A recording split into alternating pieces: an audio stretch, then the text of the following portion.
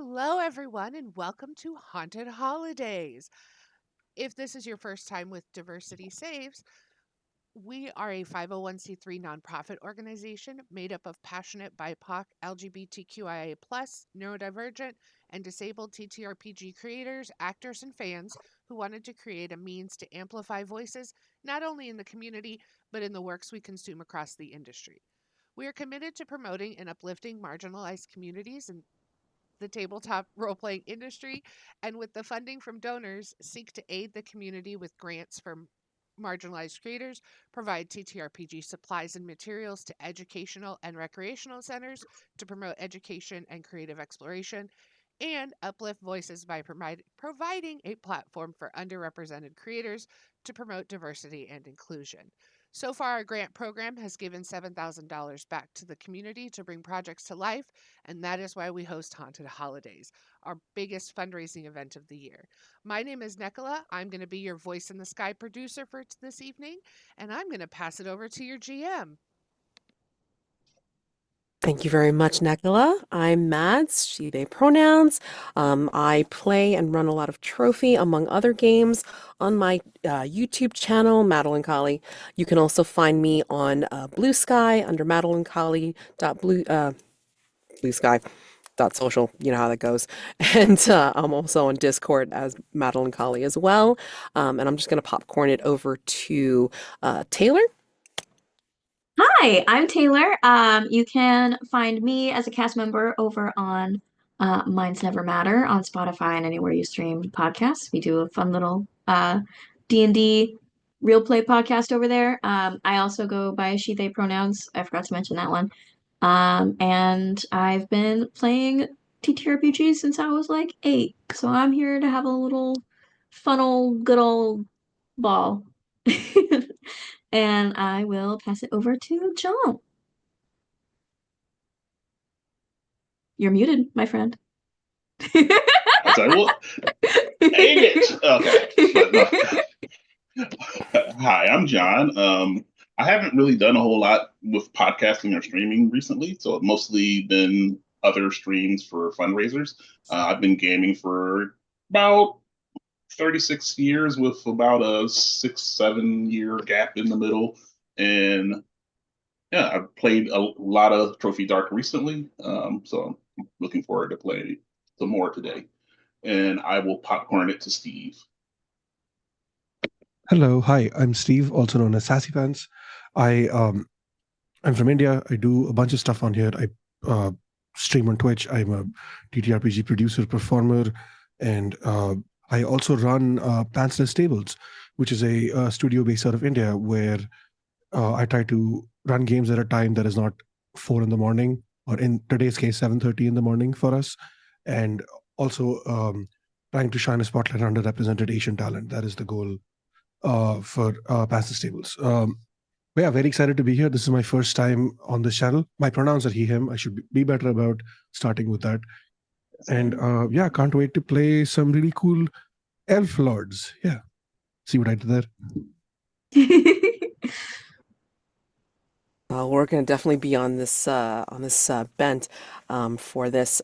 So before we get to, actually, let's go ahead and I'm going to do a round of cats, which is going over the concept, aim, tone, and subject matter, as well as safety for this game. And then I'll have Nekola talk about like the donations portion of this event. So this way everybody's on the same page, and then also those of you who are watching also understand like what this particular game is about if you are not familiar already with Trophy Dark. So Trophy Dark itself is a role-playing game about a group of doomed treasure hunters, treasure seekers entering the haunted spaces of the world. For this particular scenario, it's Christmas Eve, the sun is about to set, and the big man, Santa, is missing. Your team of specialists have been called in to save Christmas. Turns out Santa isn't missing. He's been kidnapped. The trail leads to NorthPoleLand, a crass commercialized theme park that shut down years ago. Your aim, you will play workshop elves in search of the kidnapped Santa. However, this is Trophy Dark, extending the forest into the holiday season. So these treasure hunters are doomed, and they probably won't achieve their goal. Instead, they are very likely to die by the end of the game, and watching how they go out is part of the fun. The tone of Trophy Dark is desperate and often tragic. You will likely encounter conflict or tension between the treasure hunters, where characters are encouraged to backstab or betray their companions in pursuit of their goal. Play to lose is the big one in this play culture for this game. Subject matter. This game will be R-rated. Your treasure hunters are risk takers willing to make dangerous choices. The game will likely be violent, terrifying, and include scenes of bodily horror and loss of self-control. Given that, we do have safety tools that we will be using that I'll discuss in a minute, but I just want to go over gameplay. Gameplay itself is highly collaborative and improvisational. Players have a lot of say over the world itself and can introduce story elements that no one, not even me as the GM, was expecting, and play moves between the fiction and the metagame frequently. The game runs best when everyone feels comfortable offering up their ideas. So it uses two colors of six-sided dice, light and dark, to determine the outcome of risky actions. And I'll go over those different types of roles as we play. But for safety, we have, of course, the X card. So if something comes up that's objectionable in an unfun way, people are welcome to just say X card, so we stop play, or they can make an X in the video or say X in the chat. Again, stop play, find out what needs to be taken out, what needs to be X carded, and then we will go on from there. We will never ask why something needs to be X carded, okay? And if it comes up and it's fine for one scene, but then comes up later and it's not fine, it's okay, because again, something might be triggering later on, and that it's a living thing. So again, do what makes you feel comfortable. Okay, I want people to have fun. I don't want people to feel like they're beholden to, oh, it it should mean something all the time, the same thing. That's not quite how it works. Okay, so it feels objectionable and unfun, then we take it out. There's also the lines and veils, which we have a safety tab in our character keeper, keeping track of the character's skills and such. But the safety tab has lines, which are things we will not include in the game whatsoever. And the players have marked up what they're considering lines in this particular incursion. Things we will not mention, we will not cross at all. And then veils are things that we will mention, perhaps part of a backstory, part of a flashback. We'll fade to black on it, but we will not extend into actual role play or get into further detail. Okay, I will say that this particular incursion, besides the usual horrors of Christmas, this is coming from the designers of this game. Aside from the general horrors of Christmas, please be aware that this incursion includes themes and descriptions of self-harm behavior, body horror, and intra-elf slavery. This is not suitable for most children. So you as viewers, if you come up against something that sounds like, iffy, take care of yourselves, please, you feel free and, come off. I will try to give warnings if that stuff comes up, and then just know that some of this material might be a little bit uncomfortable for you. Okay, so again, this is a play to lose scenario, kind of grimdark, but we're doing this stuff to make sure that everybody is safe and consenting. Okay, so yeah, so that covers the safety for our game. And if for anybody that is, that is interested in the incentives, there are incentives. Again, this is a charity event for Diversity Saves. So if Nekola can go ahead and let people know what the incentives are, and for the donations for the event, that would be fantastic. Yeah, of course. So, throughout the stream, you can type !donate in chat to get the donation link, which also has this description, and it is scrolling on the screen in the top corner. But we have a couple different levels with some in-game incentives and some gifts for you. So, our first two incentives. Oh no, my screen. There we go. The first two incentives, you'll receive an in-game description of a Polaroid with the name you choose to be seen on either the nice or the naughty list. $1 level, they'll be on the nice list. $2 level, they'll be on the naughty list. At the $5 level, there will be an in-game description of a fine present to the person you choose, or to the name you choose, that is found somewhere in the park where the players are. You will also receive a stained carbon battle map bundle, 8 battle maps to include in your games, and some of them even include conversions for Foundry. At the $10 level, you can inflict a condition on a player character of your choice, and you also receive your choice of either the Tome of Dungeons PDF, which is a collection of 15 plug-and-play dungeon delves for 5e that can be easily adapted to any campaign, or you can choose the Mad Cartographer map packs. Map packs. This is becoming a tongue twister. All right.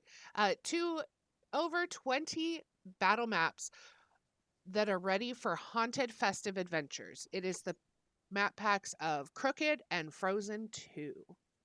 At the $20 level, you will receive a copy of Wormlings RPG, a cute, wholesome, all-ages TTRPG about young dragons going on an adventure and overcoming challenges with friends. It is designed to capture the feeling of cartoons like Steven Universe and My Little Pony, and the adventures you go on will vary from facing down an evil wizard to simply trying to find the best birthday present for a friend. It's all up to you and the stories you want to tell. At the $25 level, you think I'm done? I'm not done at all. At $25 level, you will receive Adventures Await, an adventure anthology by Adventure Awaits Studios. It is a collection of 40 5th edition compatible one-shot adventures set in the world of Arden. These adventures vary from level 1 to level 15 and offer complete experiences.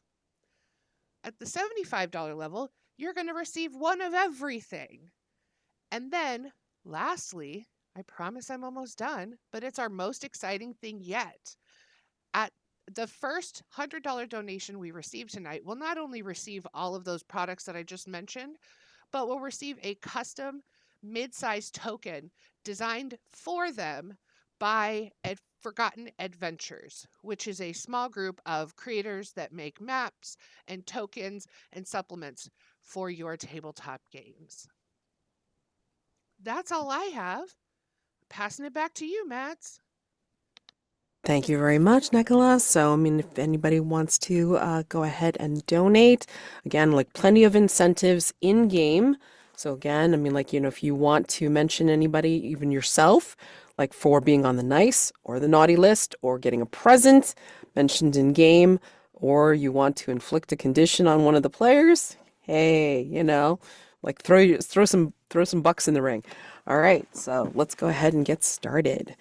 Okay, so we're going to be introduced to our specialist elves. Again, they are finding out that Santa has been kidnapped. So this is the crew that's going to hopefully rescue dear Santa. All right. So in the order that's in the character keeper, can we be introduced to Carol?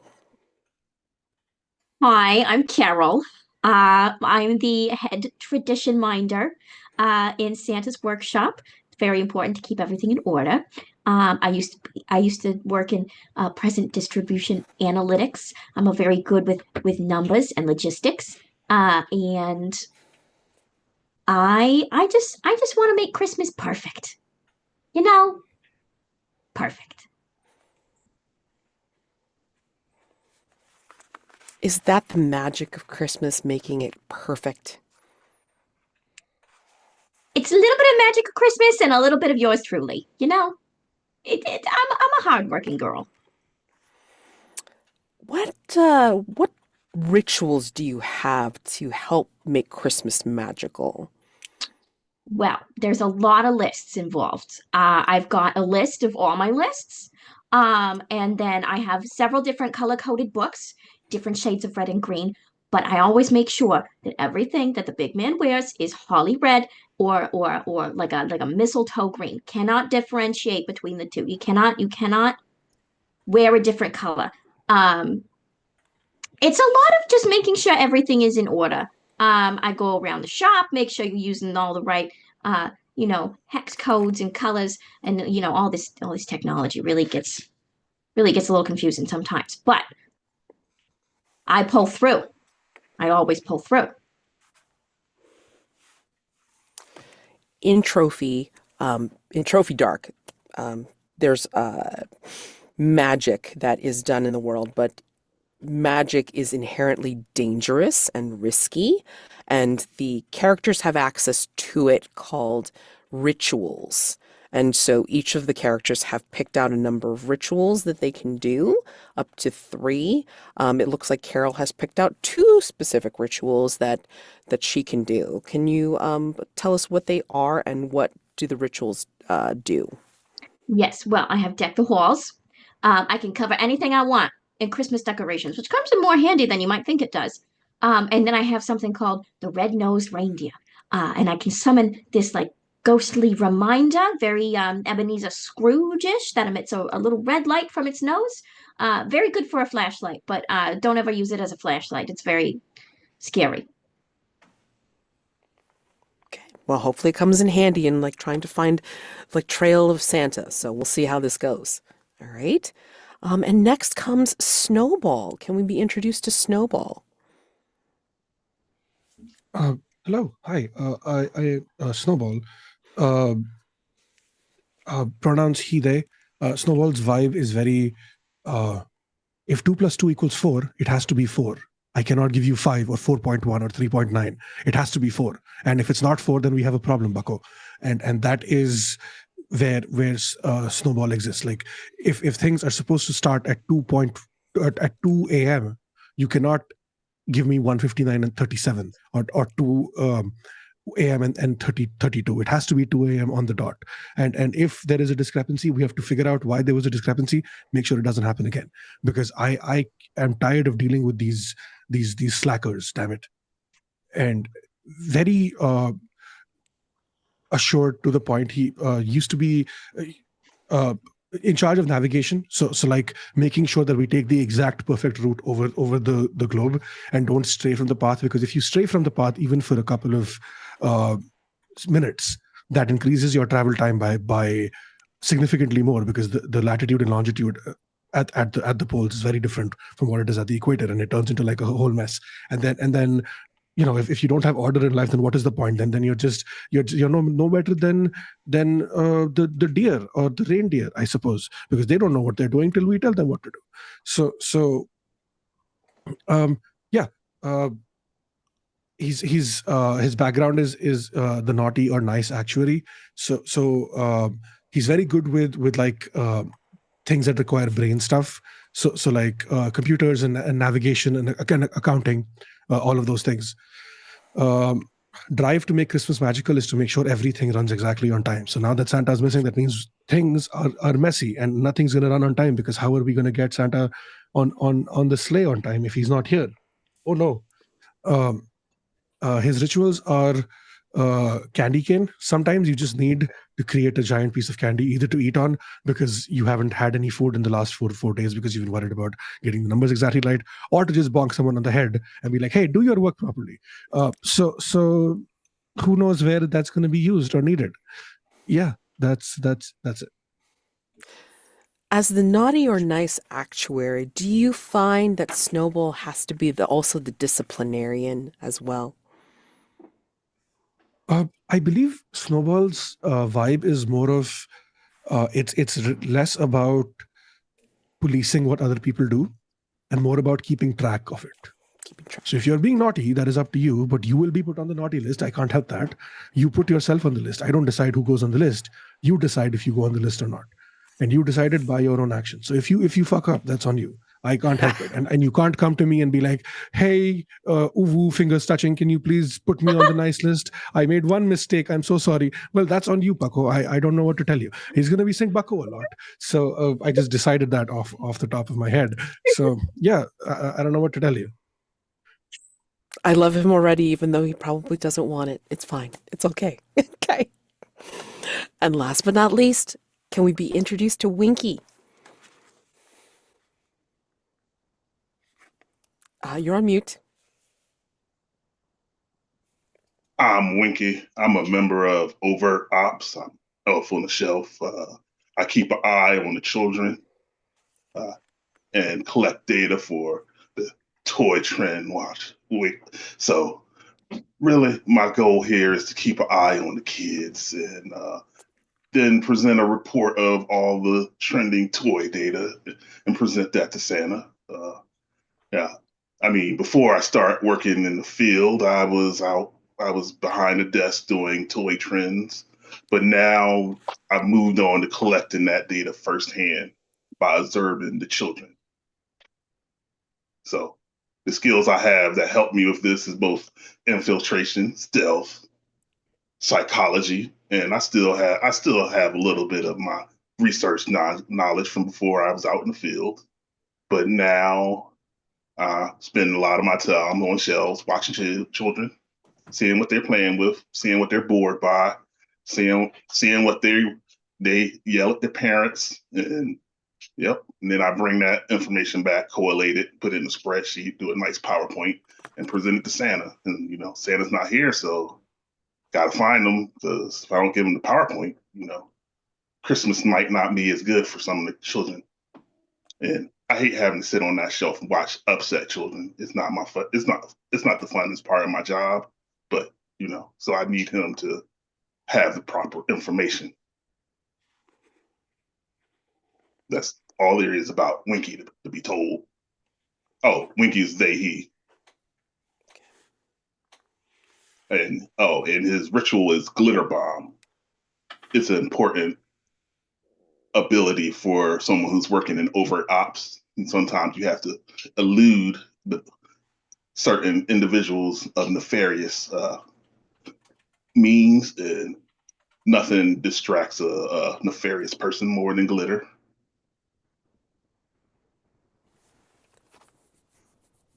By making them more obvious? I mean, I am a member of overt ops. That's how come the kids always know I'm there. They're not sure if I moved. Was that where I was always at? I think it was. And couldn't have just moved on my own. I'm an inanimate object. Or did it move? I don't know. They don't know. They never know. It's just like, it's overt. If I was hiding and they saw me, they would get suspicious. But because I'm sitting there, just staring at their round, happy faces, not moving, it's very overt. You're using your psychology on them. Oh yeah, it works. Sometimes you just gotta glitter bomb somebody like pocket sand. Oh my god. Right in the eyes, pocket sand. But in this case, glitter bomb. Glitter bomb. Oh my god. All right. So the way Trophy Dark works is that it is built on a 5-ring structure, each ring descending more into the darkness of the incursion. And we will see if our characters will also descend into their own darkness as well. So we enter into Ring 1. The sound of jingling sleigh bells greet you as you approach this NorthPoleLand. You heard the rumor that Santa was brought here to this ridiculous place, this parody of the workshop and the things that the elves have done in Santa's workshop, and to make things beautiful and magical for Christmas. But these jingling sleigh bells that you hear are tuned to a minor chord. Is there anything that you're thinking or feeling about this as you approach the park? Carol is very upset that they are out of tune. That is not the tune. I have to find whoever's playing this and correct them, because this is not the traditional tune for this tune. Very upset, very upset. Someone's got to tune those bells. Yeah, this is really annoying. Music is basically math, right? So the mathing on this one, Bucko, and we're gonna have to figure out a way to fix that. I don't know what to tell you, but this is annoying, and I don't really like music, but since Santa does, and it's part of whatever, it's how do we fix this, Taylor? What do we do? Well, there's a reason they call it caroling. I'm a little musically inclined myself. So why don't we follow the music, and we'll give whoever's out of tune a real good talking to about the tradition of carols and the jingling of bells. And hopefully that will also lead us to the big man. Before we get Oh, to the source of the bells, yeah, how does Winky feeling? oh, I'm just like, oh yeah, this is my tune. I love this. Carol is pinching the bridge of her nose as Winky jams to the wrong music.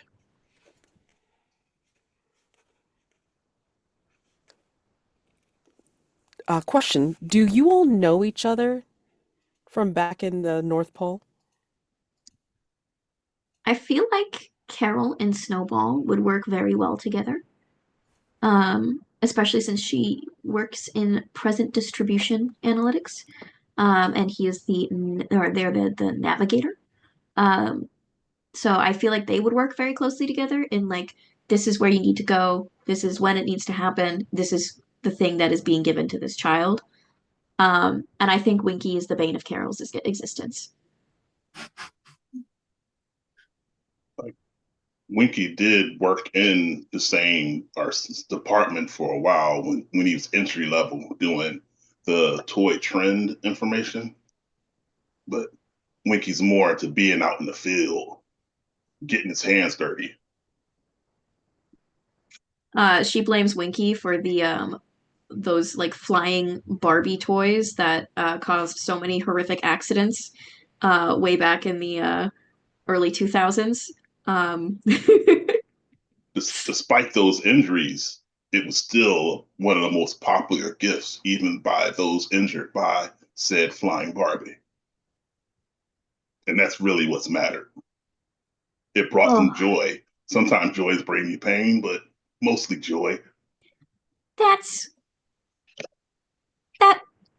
No, no, but okay, Winky. Okay. We'll agree to disagree. Yeah, I think Snowball and Winky also work well together because Winky's job is to increase happiness, right?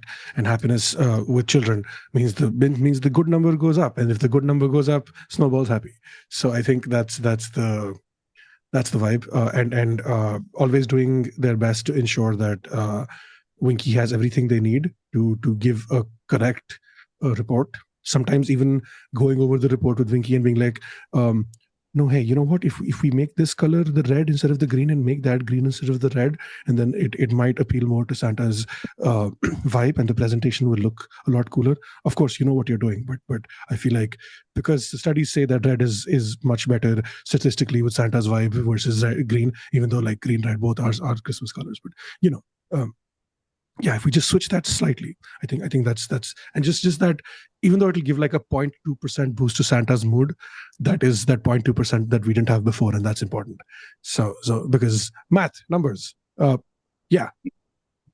Winky is amenable to change. Carol is not.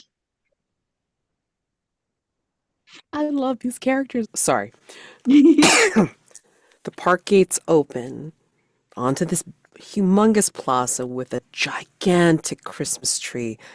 It blinks slowly with these lights that have green and red and blue and white, but they're a sickly color of these colors, not healthy at all.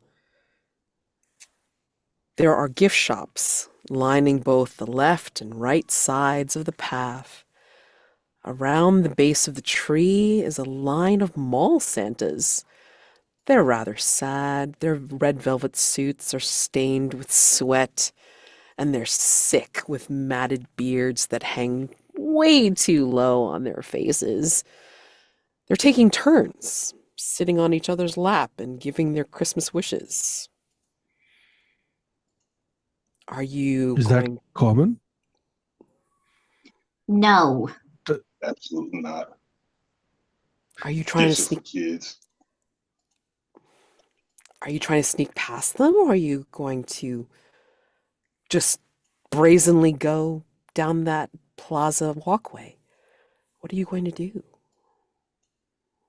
Well, This seems like a private event.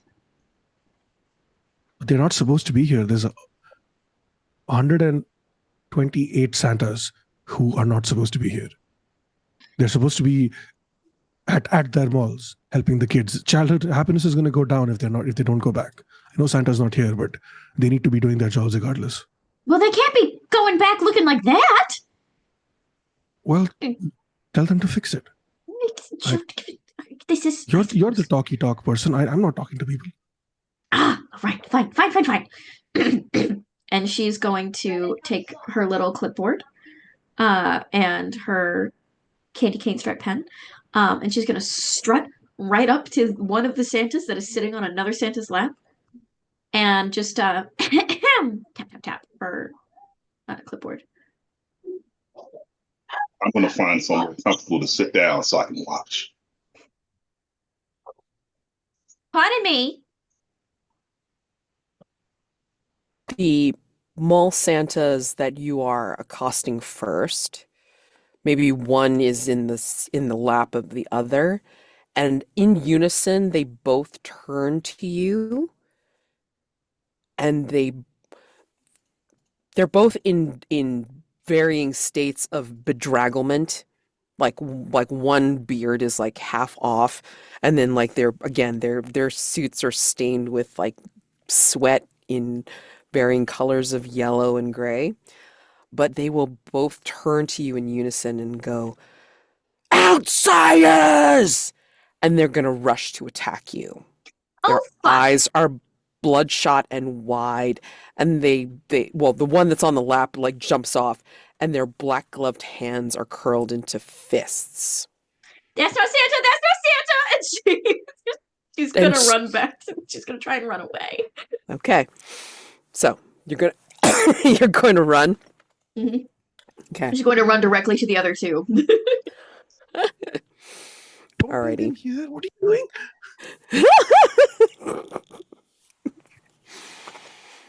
So Help! I'm going to stare at them with my cold, dead, and human eyes, not unmoving, in order to make the situation so uncomfortable that they would like to be in another room. This works on kids and parents alike.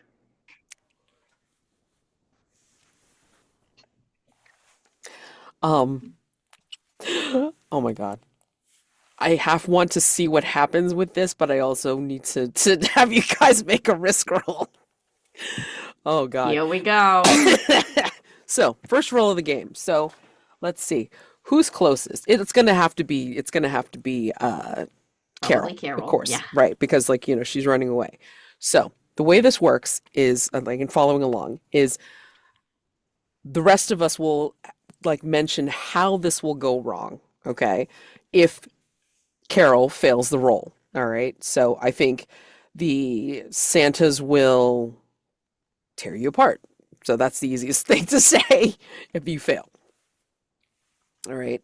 So any other ideas about what could happen if they grab onto Carol if she fails? She could trip and fall over a conveniently placed branch and get trampled. Yeah, that's another thing. Okay. Any ideas, Winky? I kind of like the being trampled, but I will throw in that she will end up having to be hide in the trash and be completely covered with garbage. Garbage covered, trampled, or torn apart. Can we help with this role, or is that not a part of the mechanics? That is a part of the mechanic. That is available to you for this. So what happens is with a help roll, I will say. So if you are wanting to help, you can do this before or after they roll, okay? If they accept your help, you will say how you expose yourself to danger, and then you're going to roll one light die, okay? And then if, if the other hunter accepts, or the other seeker accepts your help, then they could include your role as part of their result. So if it is the highest die, then of course then that could be incorporated into the roll. Okay. But if your light die matches any of the dark dice rolled, then you add to your ruin, and I'll explain that mechanic in a minute. Um, so that is your choice. It's like, do you want to help? You can decide after Yeah, I'll after she decide after rolls. the roll. Yeah. Okay, no problem. All right. So with the risk roll, okay. Now we build the dice pool after mentioning like what could go wrong. So you take one light die for for a skill that you have to help you get away, or whatever you want to do through your occupation or your background. Okay. And again, you can parlay me. I'm a pretty easygoing GM, so you can parlay me any way you want with your skills, your current skills. Okay. So I believe, okay, I have two ways I could go with this. So Carol is very, very good at negotiation. Mhm. So she could, straighten herself out and kind of convince these mall Santas that she's not, in fact, an outsider. Or we could go history, and she could know the weakness of the mall Santas is their decrepit and weak joints, and go for the knees so that she can get away. Okay, sure. Okay, I'll take it. It's fine. Fantastic. Okay. And then that's your first light die. Okay. Okay. And then this is definitely a risk to your body because, again, like, with what could go wrong is like the tripping or being trampled or basically being torn apart. That's a risk to your body for sure. Carol dies first encounter. Love this. It's possible. It's so totally possible. No, That's I'm great. so excited for it. Absolutely. Okay. And then now to increase your odds of success, you can get a second light die, but that is only if you accept what's known as a devil's bargain. And we, the rest of us, would offer up a devil's bargain that you can choose to take. Okay? So, devil's bargains are always prefaced with no matter what, because it is a circumstance that will happen regardless of the roll result, failure or success. This circumstance will always happen. So, I think that a simple devil's bargain is that in the fracas of trying to get away, or maybe you take out their knees or what have you, I think you're going to lose your clipboard. Not the list. You're going to lose your list clipboard. That is devil's bargain I offer to you, no matter what. What else? Choices. No matter what, even if you get away, you'll draw the attention of something that will probably catch up with us later. Mm.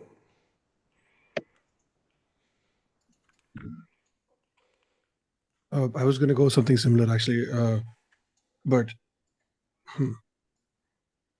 no matter what, the mall Santas remember you, and they will attack on sight if they ever come across you again. Marked by the mall Santas, basically. Yeah. Yep. I like it. Okay, so okay, they will say that you can choose one of those things as the devil's bargain to get that second light die. But I'm a fun GM, so I consider it where you can choose one, some, or all of the devil's bargains, but you still only get that second light die. You don't get multiple. All right, so what would you like for the devil's bargain? Or none. And you also have change power over any of the devil's bargains to make it more palatable. Okay. Do I also get to choose the what happens if I fail from the three that we? No, that's something that I would do if Okay. you fail. So you only get to choose the devil's bargain, and if you want to tweak the devil's bargain. I like her being marked as March from the Mall Santas. I like the idea that she is enemy of Mall Santas. Ooh, okay. Gotcha. Okay. So, On the trophy dice roller that we have available, you're going to do the risk roll, and it's going to be 2 light, 1 dark die, please. Beautiful. 3, 2, 1, go. All right. Ooh! So you rolled 2 light, 1 dark. So 2 light, 1 light, and 5 dark. If 5 dark is higher than your ruin, which it currently is, your ruin goes up by 1. So what this means is 4 to 5 result. Your highest die is the result. So 4 to 5 result is a success with a complication, which we'll give to you in a minute. So tell me, because you've gained more ruin, how you descend further into darkness, how you get lost, what you see, what you sense, just like calls out to you to the forest darkness. Before I explain the ruin mechanic is. I think it's that haunting minor chord jingle that just pounds in her head, and she gets this like very severe eye twitch, and she's just constantly shaking her head trying to get it out. But there's like her eyes become so bloodshot from the stress of that sound. Nice.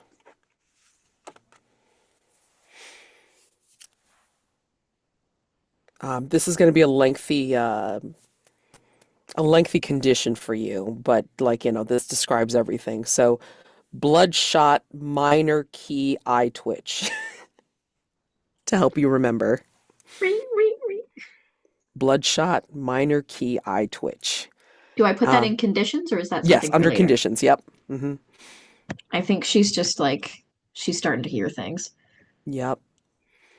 So conditions are more of flavor text. They don't affect you mechanically per se in Trophy, but it gives you some interesting role play opportunities. So it kind of like just shows, it just, as we add more conditions to your characters, it just shows like, more ways of how your characters start to deteriorate. So more role play opportunities for you. All right. And for the ruin mechanic in Trophy, the characters always start off with 1 ruin, even before anything else in character creation. And for every ritual that they take, they add another point of ruin. So, the closer you get to the darkness, the more you, again, like, get lost to the darkness of the forest in Trophy. And once you reach 6 ruin, you are completely lost. There are ways to reduce it in the game, but that comes later when you decide to, do certain things. But right now, basically Carol's ruin is now up to what now? 4. Yep. So getting there, and I will tell you what you can do to reduce once you get to that magical point, but not quite there yet. Okay. So, yeah. So you do succeed in getting away from the mole sanders, or do you take out their knees? Like is that what your plan is? I think she's gonna try and like lie/negotiate her way out of this. Okay. So she turns around a little disheveled, like points her candy cane pen at them, and she says, "I can tell none of you have a Mrs. Claus because she would not let you dress like that. All right? Now, I'm not going to let anyone tell me I'm not the one in charge around here. I'm always the one in charge. Now, get back to doing that lap sitting thing that you were doing before I tell the big man himself, and you know who that is." I think the 2 that were trying to attack you or run after you, like, just stand stock still in the midst of this barrage, and the ones that were starting to join in, like, also stand stock still behind them, and all of them just look shocked, and they start getting this like strange crinkling of their faces, and they start turning gray and black and white, as they crinkle and then they fall and they collapse and turn into a pile of 5x7 photo prints. And when you look, each of them turn into individual prints of the mall Santas, better kept, of course. And each of them have, in the photo, have a child on their laps, listening to them tell them what they want for Christmas.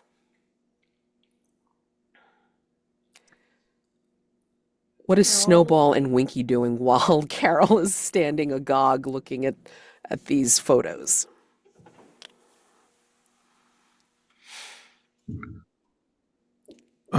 Is it still images, like, or does it tell us what each child wants, or is it just like a picture of the child's? What is the vibe? The vibe is like, some of the children look like, they're excitedly telling the Santa what they want for Christmas. Others look like the child is caught like screaming, like there's a helper elf like trying to hand the child over to the Santa and the child is screaming something, but you can't tell from the black and white photo. And like others look like, they're just finishing, where the child is like waving goodbye to the Santa, and then others are just like, where the child is looking like a brat and probably like, doing something like naughty, like hitting the Santa or something like that. So maybe scrawled in the corner, you in particular, Snowball, would notice this, like there's like a scrawling of either nice or naughty or something like that in the corner of each of the appropriate photo. Let's see, because we have one that says Juliana, like on the naughty list. This particular photo seems to have a young girl screaming into the ear of the Santa, like standing in his lap and going, ah! And then another one looks like, oh goodness. As Carol is standing there, like looking at the photos, something about her skin starts to seem to match the cobblestones of these abandoned streets, as if it's taking on the texture and the color of these cobblestones, as if Carol is fading away. You see these? This is what Christmas is supposed to be all about. And she holds up a very pristine, like, picture of like a sweet little child in the lap of a very sweet looking mall Santa. We can get back to that. Can't we? We can get back to that. You, Winky and Snowball, you can hear her, but for some reason it's like all you can see is like it's almost like what is it, like looking at a like a hologram kind of thing, like where you can see like heat sheen coming off of the cobblestones, but you don't see Carol anymore. You could just see the shimmering of the cobblestones. Carol, take the condition invisible. Who turned me invisible?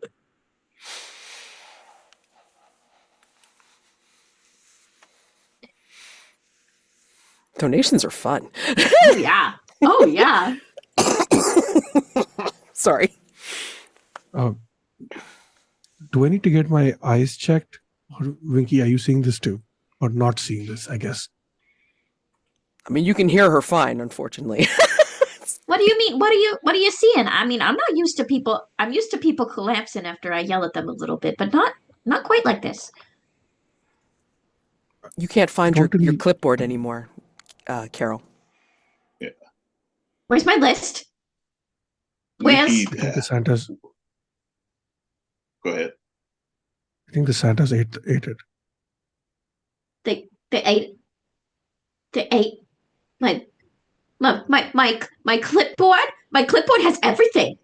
My clipboard has everything on it. Not supposed to be digestible either. Very concerning that they would do. Santas eat cookies. Santas eat cookies and milk. 2 food groups. Very easy to keep track of for the big guy. 2 food groups. Cookies and milk. They're not supposed to eat my clipboard. And she's just Winky pokes. Oh, yeah, sorry. she's like rifling through, like swimming through these like You photos looking for it. You two see the 5x7 photo prints just going wild, as if like some kind of mini tornado has just started swirling them around and started shifting them out. You can hear Carol. You can hear the panic in her voice. Carol, I'm sorry, but you're going to have to make a ruin roll. So that is a roll that's in the dice roller. You just hit ruin and then roll. Oh, fingers crossed. Fingers crossed. It's a 5. What does that do?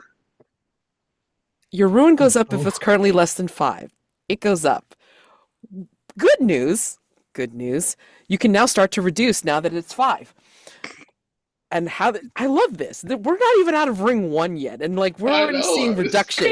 You have to understand. You have to understand. You have reached a record that I have not seen, even from players that have had 3 rituals.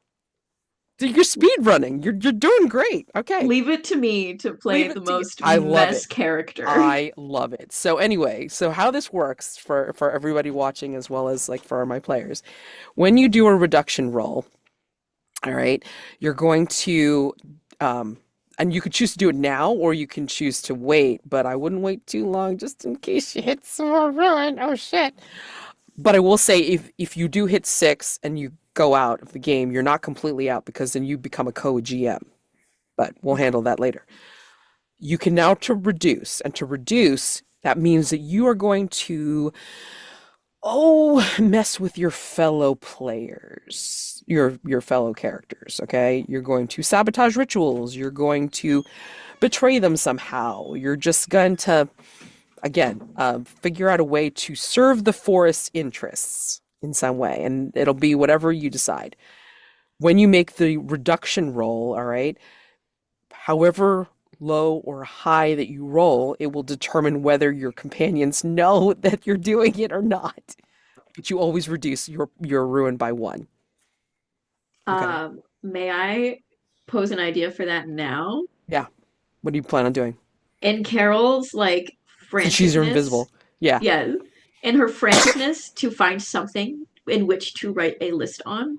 Yeah. She's going to try and take one of Snowball's maps in order to like make a little like stapled bunch of paper in order to write her lists down.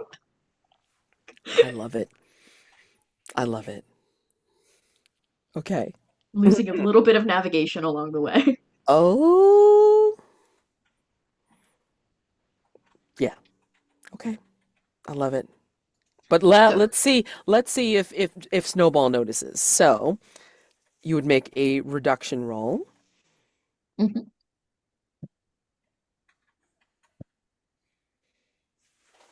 Reduction roll 3. If this is less than your current ruin, yes, your betrayal goes unnoticed and you decrease your ruin by 1. So go ahead and bring it down to 4. Thank God. You have slipped a map of snowballs, or a map of snowballs into your whatever your perceived pocket is or what have you, and now P is less 1 map, and you have served the forest interests. So, all right. He's not gonna miss this anyway. He's got it all in his head. Yeah, exactly. So I will say go ahead. Carol is still invisible, right? Yeah. Mm-hmm. Does it cost us anything to perform our rituals? It makes it risky. You will incur a risk roll to do so. Okay. Winky, I'm just going to float an idea if you're okay with it. Okay. Since we can't see Carol. Do you can't see me? Oh shit! Yeah, should have led with that. Sorry. We can't see you. Can I see me? Like, if I look down? I think you can see you, but they don't see you. I'm right here. Did they get like some sort of did you get like Santa sweat in your eyes? What's going on? Santa sweat. That sounds disgusting. Sorry. Yeah. Winky will like slowly raise up behind the place where he was sitting because he had kind of like fell backwards and was going to use that opportunity to slip away from the situation. But after the Santa's turn, the picture is like his head slowly rises up behind like whatever pillar he was sitting on, had set on. He's like, nope, definitely not there.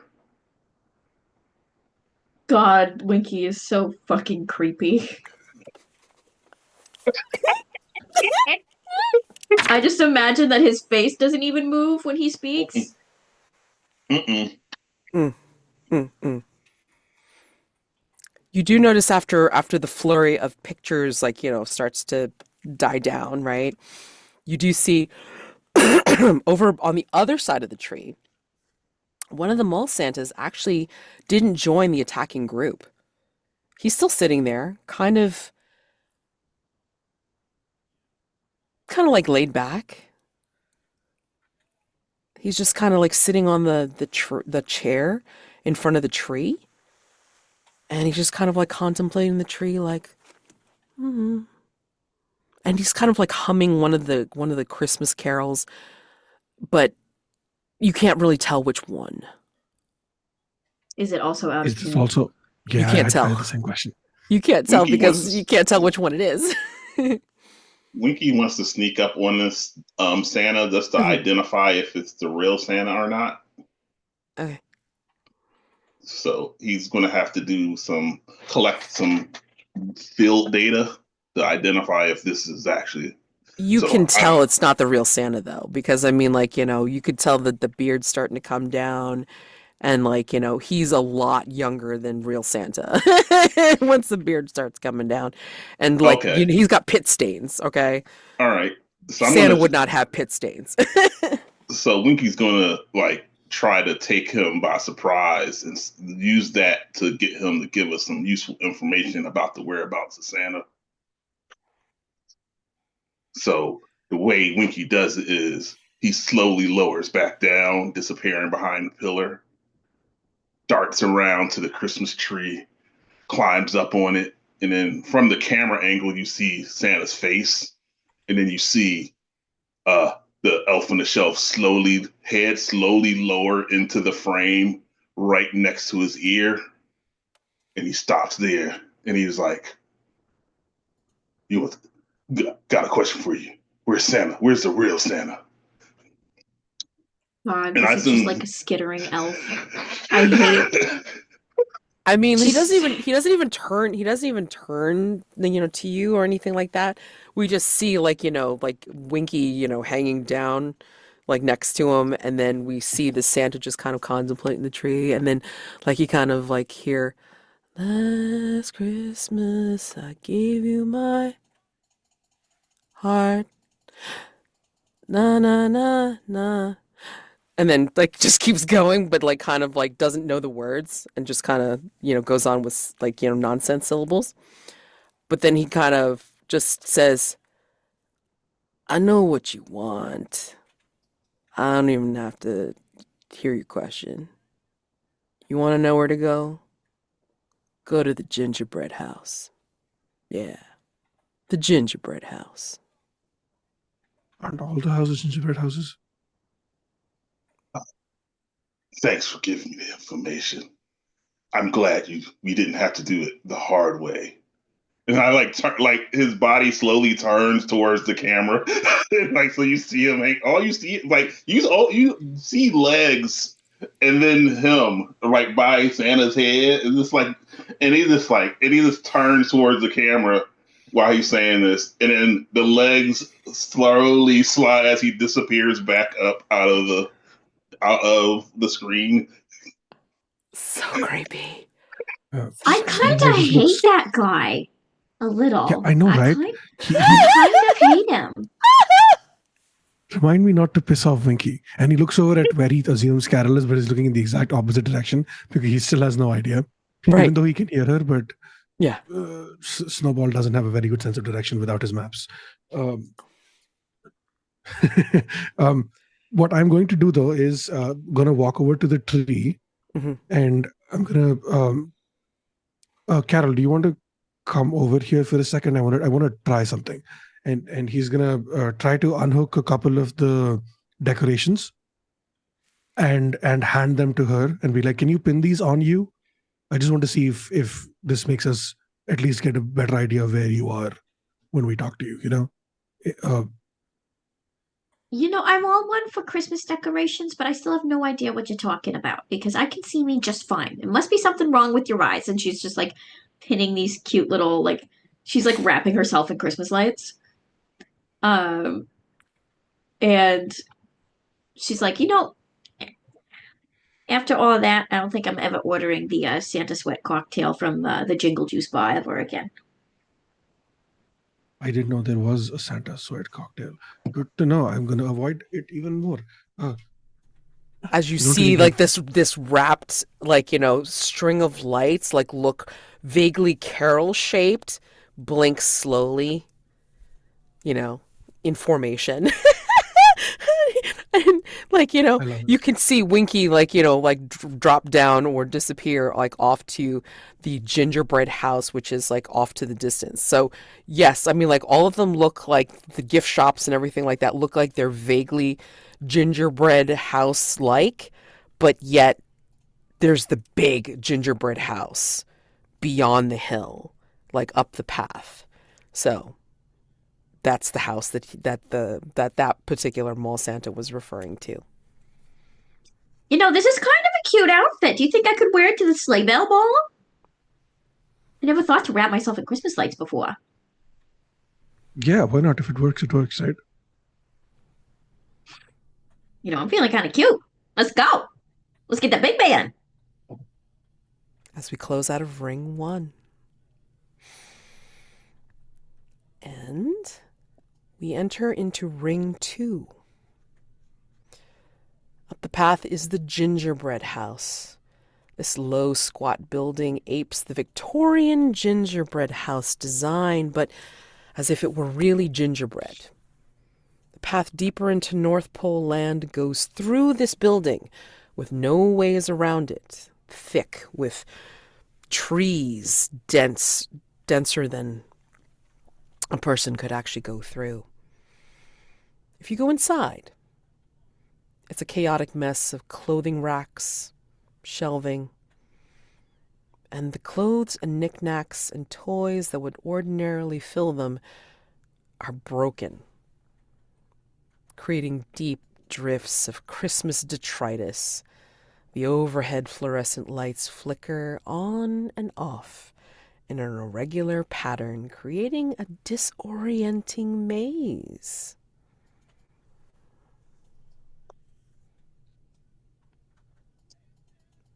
Well, Snowball, this is your cup of tea, I guess. You like mazes, don't you? Usually, yeah. Okay, so how far away is this maze from any other house in the area? Could I potentially climb up to one of the houses and survey the maze from above? Oh, you're inside the gingerbread house. You cannot go around it. You have to go through it, and to go through it, you're in it, and it is enclosed. You have to go through what is this. The maze made of? Is it clothes, stone? Knickknacks, and toys that are broken. So you're essentially going through drifts of Christmas detritus spread out all over this place. Could I climb up to the top? Sure. Or is there no top? Is it like... Well, I mean, like, like imagine like piles like of varying sizes. So you could conceivably try and climb up to the top of like one big ass pile to try to get your bearings and then like, like triangulate your position. But I will say, like, in any way, shape, or form, like if each of you want to try to traverse this, you're going to be incurring a risk roll. So each person will be making a separate risk roll to see how well you do. Okay. Okay. Yeah, I think that's what I'm going to try to do. Okay. Just try to climb up to the largest pile and then direct the others through the map while jumping from one pile to the other. Okay. That's I know that's the acrobatics and stuff is more of Winky's territory, but navigation is mine. So we're gonna have to figure out a way to work together on this one.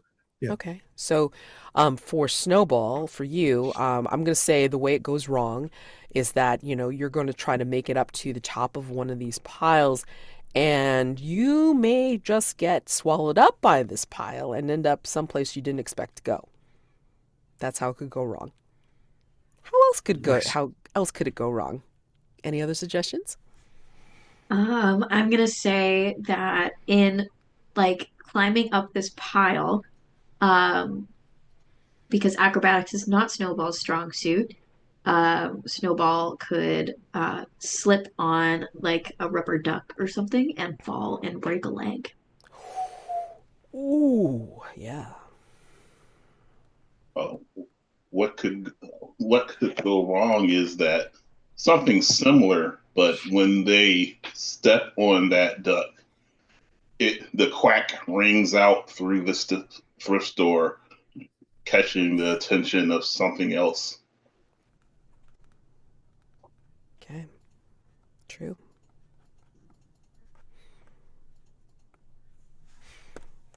Okay. So, let's start to build your risk roll here. You get the first light die for a skill that you have through your occupation or your background. It sounds like you've already lined it up for your navigation skill, so you definitely get that first light die. Risk to body, because it's like you're trying to climb up these detritus piles, and honestly, I mean, like, it's unsecure, like, like unsafe. I mean, like, not a good foundation for trying to make these climbs to the highest point to get your bearings, for sure. Okay, so risk to body for definite sure. That's your dark die. To get the second light die to increase your odds of success, you're going to have to accept a devil's bargain. So what do we think will happen no matter what? What do we want to offer up to Snowball for a devil's bargain?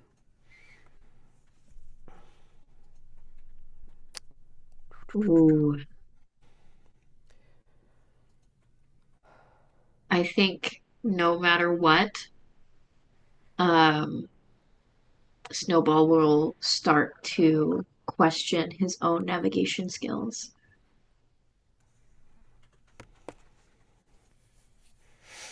And that will start to eat away at him.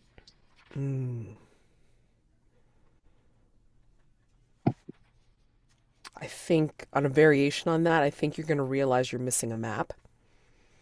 And that's going to freak you out. That's going to bother you. Yeah, I can't add anything to that. Both of those are good.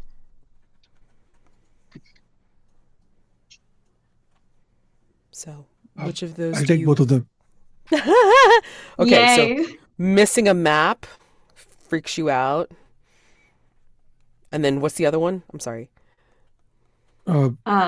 Questioning my skills. Yeah. Oh, doubting your Yeah. skills. Okay. Okay. So, those are both DBs. Okay, great.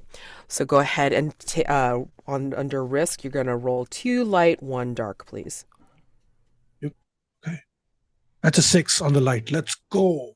Yes. So that means you succeed, no complications whatsoever. Tell us how you succeed, like, getting your bearings, climbing up those detritus hills. But, like, of course, like, you will describe, of course, how you're getting a little freaked out here. So. Yeah. Snowball looks over at the others and is like, "Give me a minute. Let me just survey the situation really quick." And without even thinking about it, he's a hop, a skip, and a jump, a somersault, and a twirl, and he's at the top of the highest clothes pile. And he looks down and he just yells, "That's what I call pulling a Winky." Anyway, he's going to reach into his bag to try to... Snowball has maps for everything, right? So he's going to reach into his bag to try to look for a map of the gingerbread house. And he's like, "Oh shit. Oh fuck. Oh no. Who stole my shit? Oh no. Oh no. Shit, I don't know how to navigate without my maps. If you've seen Bob's Burgers, this is Tina when she's freaking out, and No. that's how Snowball is right now. Uh, uh, uh, no. Okay. We don't have the map, but I can still. All right, go straight from here, and then take a left, and then a U-turn, and I'll meet you at the next pass. And shit. That's the last thing you hear from him. Winky will look at Carol and say, Winky doesn't use foul language. I don't know how he pulled a Winky. I don't like it. But let's get moving. And I start walking backwards away from you. I hate there's like everything you do, Winky. In the way of everything that you do, it's just bad. And like she starts, you if you listen like closely, you can hear her like humming, like the Santas were. And she's just kind of humming, "We're on the island of misfit toys," and it's you. Every once in a while, she'll slip into a minor key and correct herself. Like he just backs away into the shadows, away from you, and when he disappears, he's like. And it's just hear the humming of him repeating the same. You're off key. Okay, let's build Winky's risk roll first, and then we'll build Carol's. Oh my god, you guys got to traverse this maze. Shit. Okay, Winky. What do we think will go wrong with Winky? You're walking backwards through here, or just backwards? Whatever. Just until Carol can no longer see me as I disappear around the corner. He's doing that shit on purpose. Yeah. I think like, you know, what could go wrong is that you essentially like back yourself into a detritus pile that will come down upon you. You know, so that's what could go wrong. Any other ideas of what could go wrong? I think Winky might accidentally back into like a nest of some sort of some awful little Christmas themed creature that might be making its home in this detritus.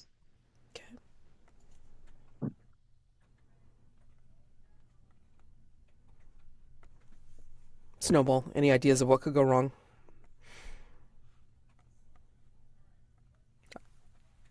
Oh, okay. Ooh, okay. Sorry, just like reading like some messages here. Oh, okay. Alrighty.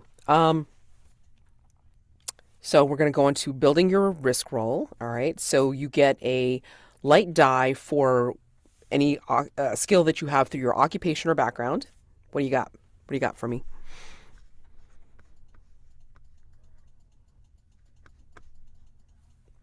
Winky, sorry. I think I am trying to stealth. Okay, perfect. All right.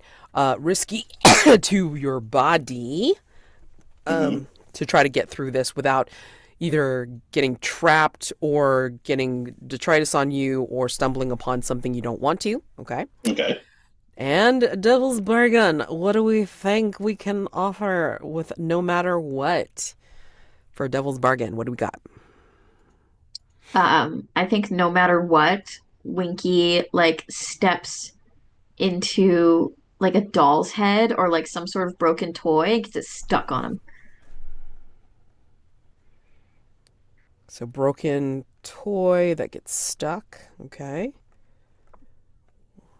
I'll take it one further and take a page out of John's book. When he steps on the broken toy, it makes a sound or a noise, like a light up toy or something, and it attracts the attention of something that we don't want to know we're here. Yeah, that. Okay. Broken toy stuck. Light up, attracts attention. I think you will bump into something. I like the bumping into something.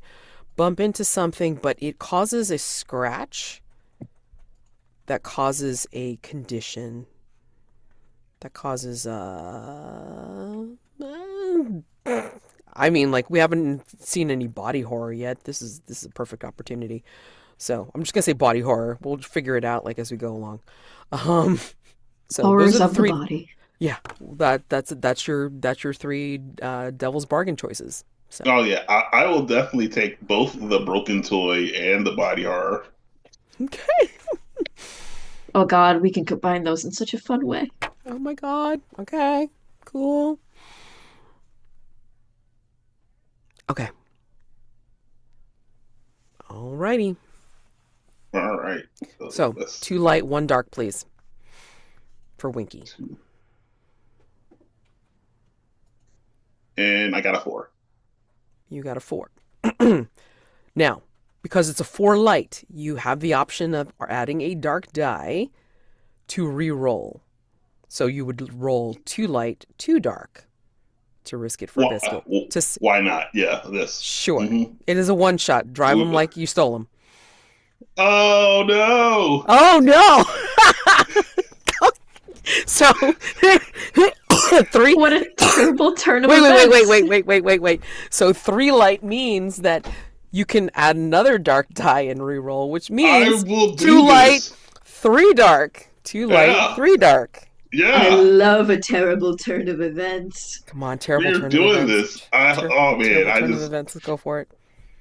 2 light, 3 dark. Oh, okay. I was going to stick with the 4 this time and take the ruin.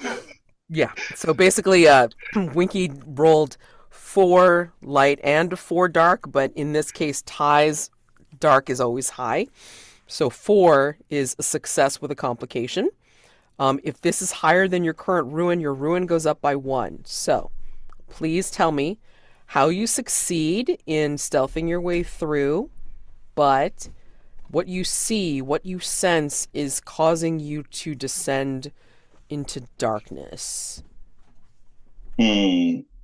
So Winky backs up into the darkness, does the humming that he was mentioning, and that is when they bump into like a shelf and a toy. One of those toys that got recalled recently, the Barbie toy, falls from 3 shelves up, smashes into him, and like he is impaled by a Barbie through the abdomen when it breaks off of the mobile. And so now he has like a Barbie leg impaling him. And bits of stuffing are showing through the hole that the leg through his abdomen that's left. But it's like a whole Barbie. Like the leg is through him. He can't pull the Barbie out because it probably pulled the stuffing with him. So now he just simply has, I don't know which Barbie it is. One of the Barbies has a leg through his stomach. And so he's having to carry this toy Barbie that has impaled him. I'm going to say that this particular Barbie, you start feeling like there's like some kind of itchy sensation, like in your, let's say your arms, and it feels like your arms are no longer as flexible as they once were. It starts to feel like they stiffen up. And if you try to move your sleeve a little bit, you'll see that your skin has started to get this weird, like, pale tan sheen on it that feels hard, like plastic. and you start to feel some kind of impression upon your face, like a growth, as if something pink was starting to grow around your eyes, like glasses. That's terrible. I'm going to say, your condition is Beach Barbie build. Oh no. Oh no. Beware tiny little surfboards. Carol, your turn. Traversing this Christmas detritus nightmare gingerbread house. She is just a very logical person, and she knows people have probably come in through here before. And the road less traveled theory is bullshit. So she is going to use her logic to try and make her way through this is like the easiest way possible to carve a path through all of this mess, like kind of looking for where it has been traversed through before.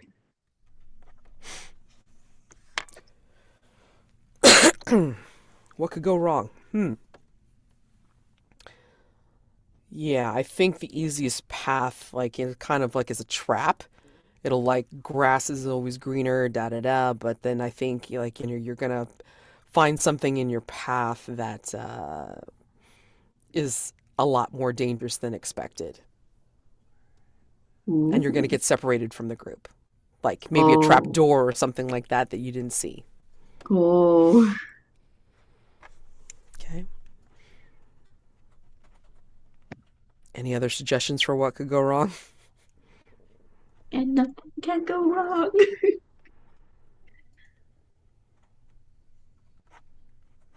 Hmm.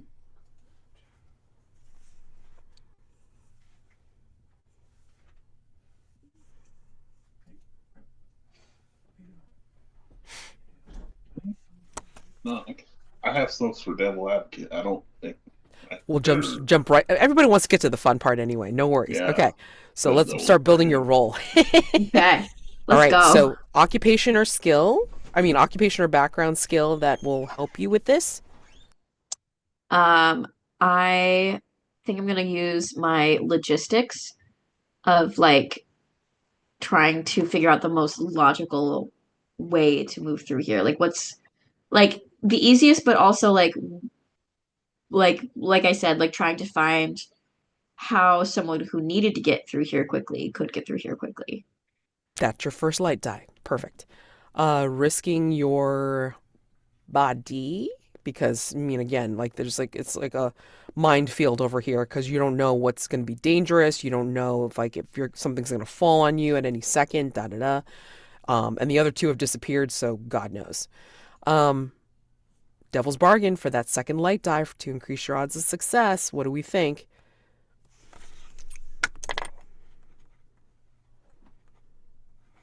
What do we think for the devil's bargain?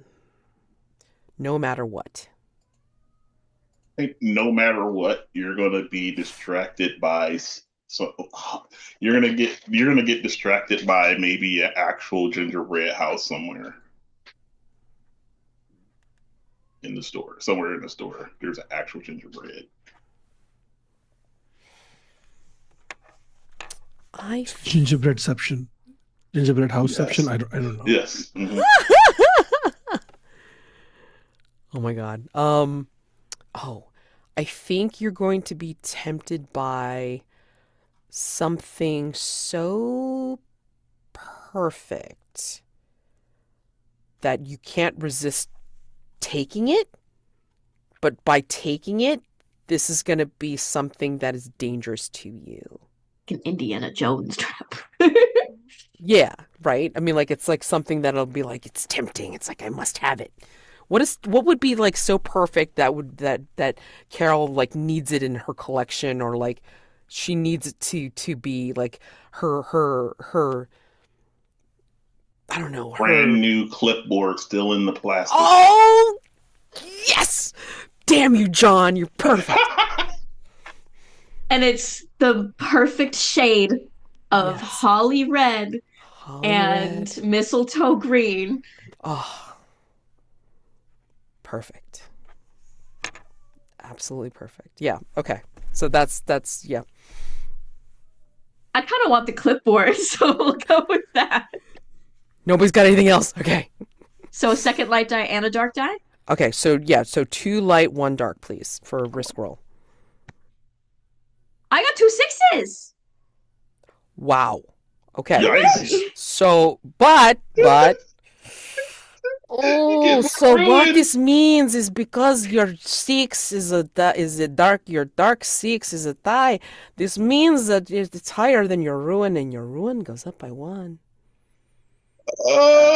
Oh, She's twitching. She's twitching big time. So She's yeah. So you must tell us, what did you see? What did you sense that just made you fall back into your darkness yet again? oh no, we lost. as she's like making her way through But you succeeded. this, You succeeded. she's making her way. But as she is making her way through, she not only sees this beautiful, perfect, shiny clipboard, but she passes a pile of broken toys. But these aren't like normal human toys. These are all of the toys from her own childhood as a little wee baby elf. Anything that she had ever wanted and was unable to have, just lying here broken in a big pile. And it feels a little too exact and a little too personal. And she just starts humming to herself a little louder. Do you touch any of the broken toys as you claim the clipboard? I think she picks up a little music box and she opens it, and on the inside, there's just scratched into the corner of the mirror is a little CB for Carol Bell. And she knows that this is the one that she had. And it's playing that minor key tune because it's broken and busted. Yeah.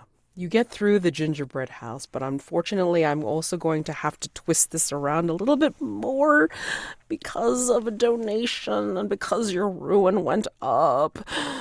I'm going to say that as you're looking in this beautiful mirrored music box, it sings to you, and the mirror blackens as it sings, "Poisoned.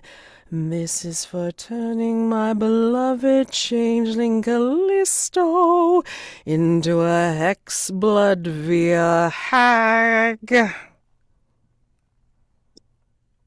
Sunny. Sunny. You deserved it, Sunny. I'm not mad. I'm not sorry. So your next condition is poisoned via music box curse. Oh my god. She can never sing on key ever again. She can only sing in minor key now. Sorry. Donations. So, thank you for the donation. Hope I did it justice. All right, awesome. Okay. But basically, exiting the gingerbread house for y'all, you see you have reached into the evening sky. The literal centerpiece of the park stands before you, silhouetted against the bluing eastern sky. Night is soon falling, and in front of this roller coaster, Santa's Comet, is a bonfire topped with a scarecrow made from Santa's Christmas outfit. And with that, we close Ring 2. So,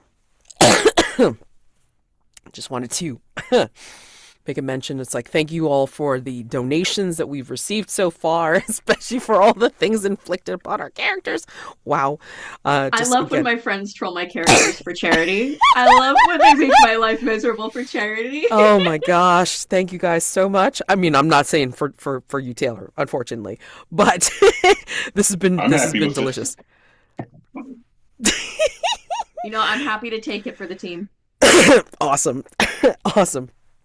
I I'm am gonna so say- glad that my friends are not awake at this time I know, because it was right? way too early. Because they So, would totally, yeah. I mean, like, they totally yeah. troll everybody.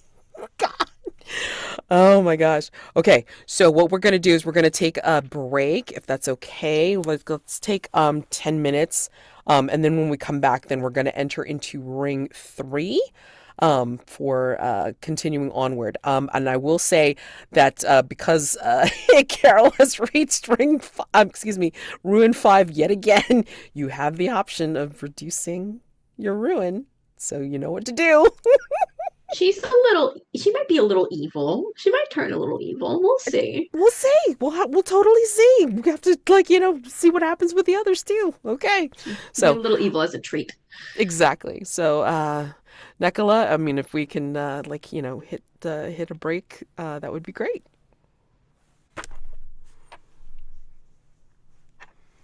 See you real soon.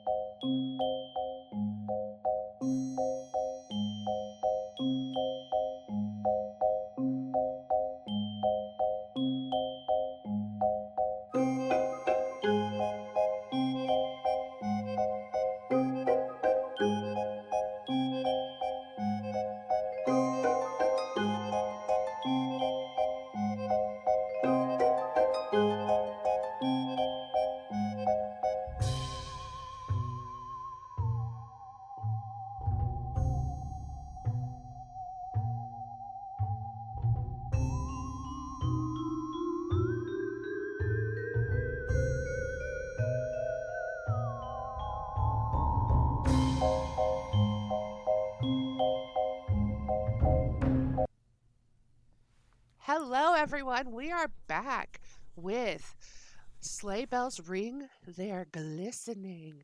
I hope you all are enjoying this game that we're running for Haunted Holidays. Just as a reminder, this is our big annual live stream fundraising event. Exclamation point donate in the chat. We'll bring up that donation link and you can influence the game as we've already seen with our dear Carol, who is invisible and poisoned. Who knows what's going to be coming up for them next?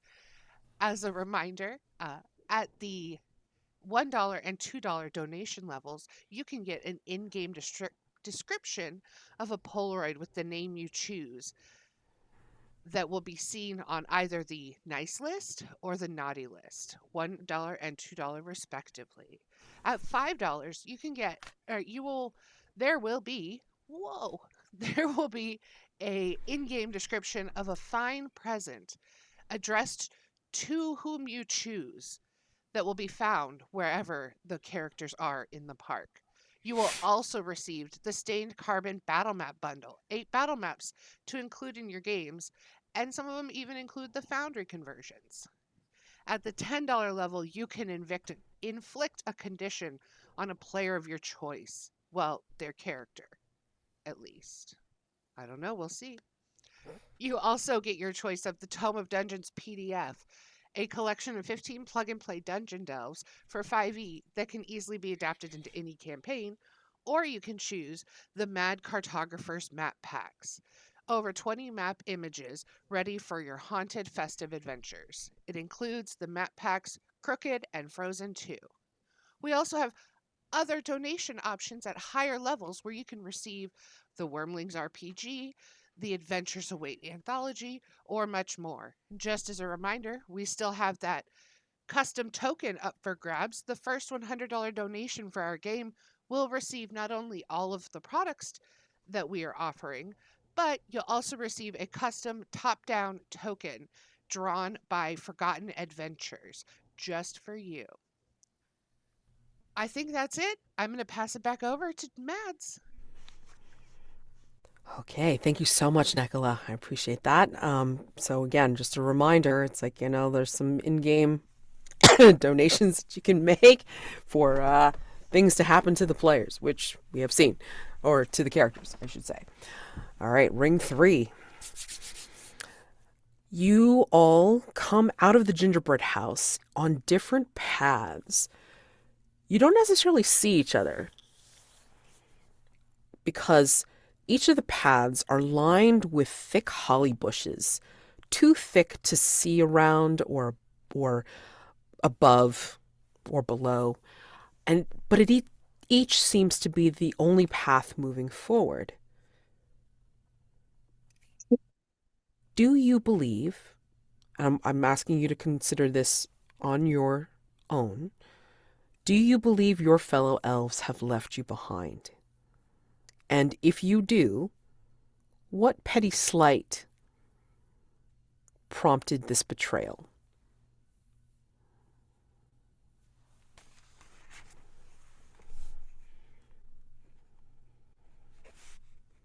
Like, Snowball is. Oh, go ahead. sorry, I was like, is it a slight, like, what we think we did to them to prompt this betrayal? Mm-hmm. Okay. Or what? Yeah. Vice versa. Vice versa. Yeah, it could be either or.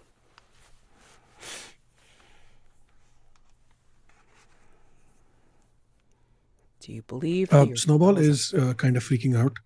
Mm-hmm. Oh no! Oh shit! Where did they go? They couldn't have left me behind, right? That's not. That's definitely not what happened. I don't. It's fine. I look for them. It's okay. We'll find them. They. Oh no! Maybe they left me because I wasn't good at my job. Maybe I didn't navigate well enough and they got lost, or maybe they decided they're better off. Oh no! But no, Carol wouldn't do that, and Winky wouldn't either. They're kind of weird, but they have a strong cord, and so Snowball isn't sure if they were left behind or not, And right now, he's going to put on a brave face and he's going to try to find the others. I think Carol fully believes that they both left her behind. They're always making faces whenever I'm talking about how traditions have to be a certain way, but traditions they that's what makes Christmas Christmas. You know you can't have Christmas without a tree, and you can't have Christmas without Christmas carols, and it just doesn't sound right if it's not sung in the right key. And well, if we change the shades of red and green that we use, then we might as well use pink and teal. It's just not right. It's just not right. And they left me, and they just think I'm a stuck up stick in the mud, and they just don't appreciate Christmas like I do.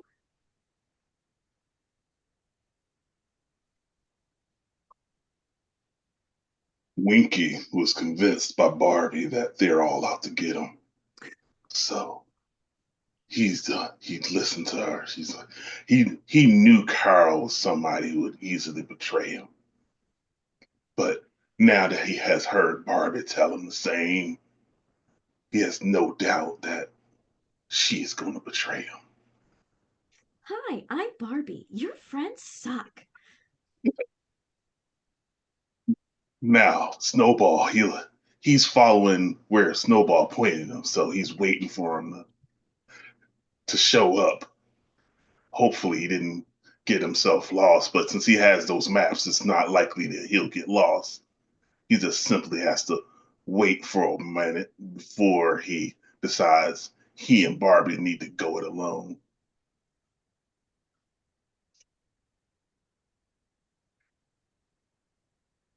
Eventually, all the paths lead to separate entrances to Santa's Comet roller coaster.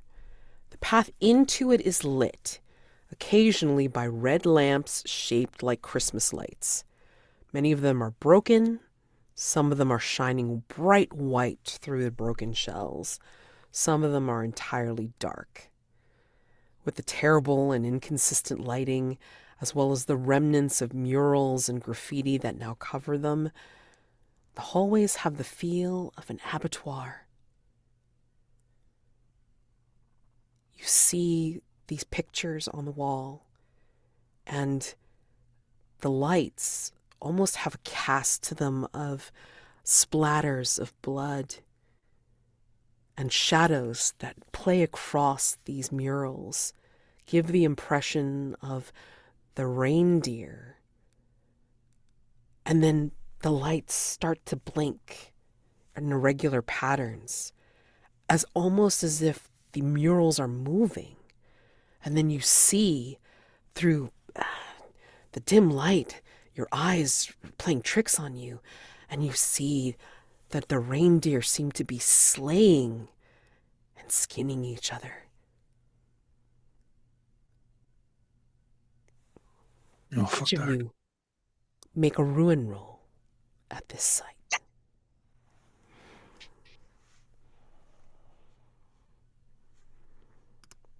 Oh, ruin. Ah, shit.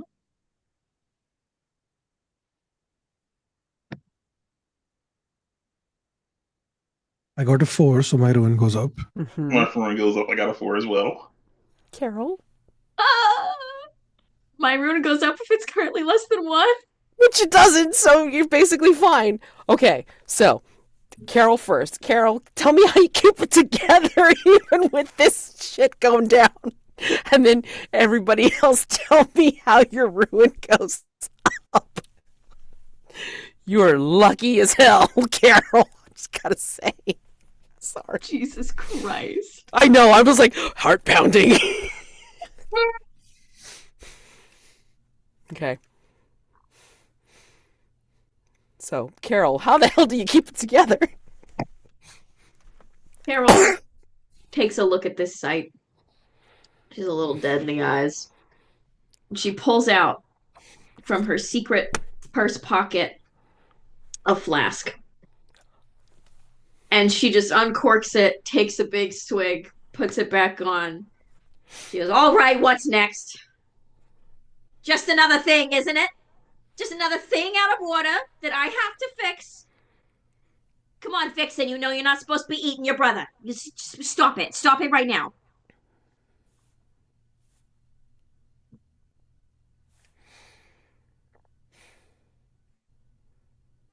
And she's just kind of like she's done. She's like, what's the next thing? What else is gonna come now, huh?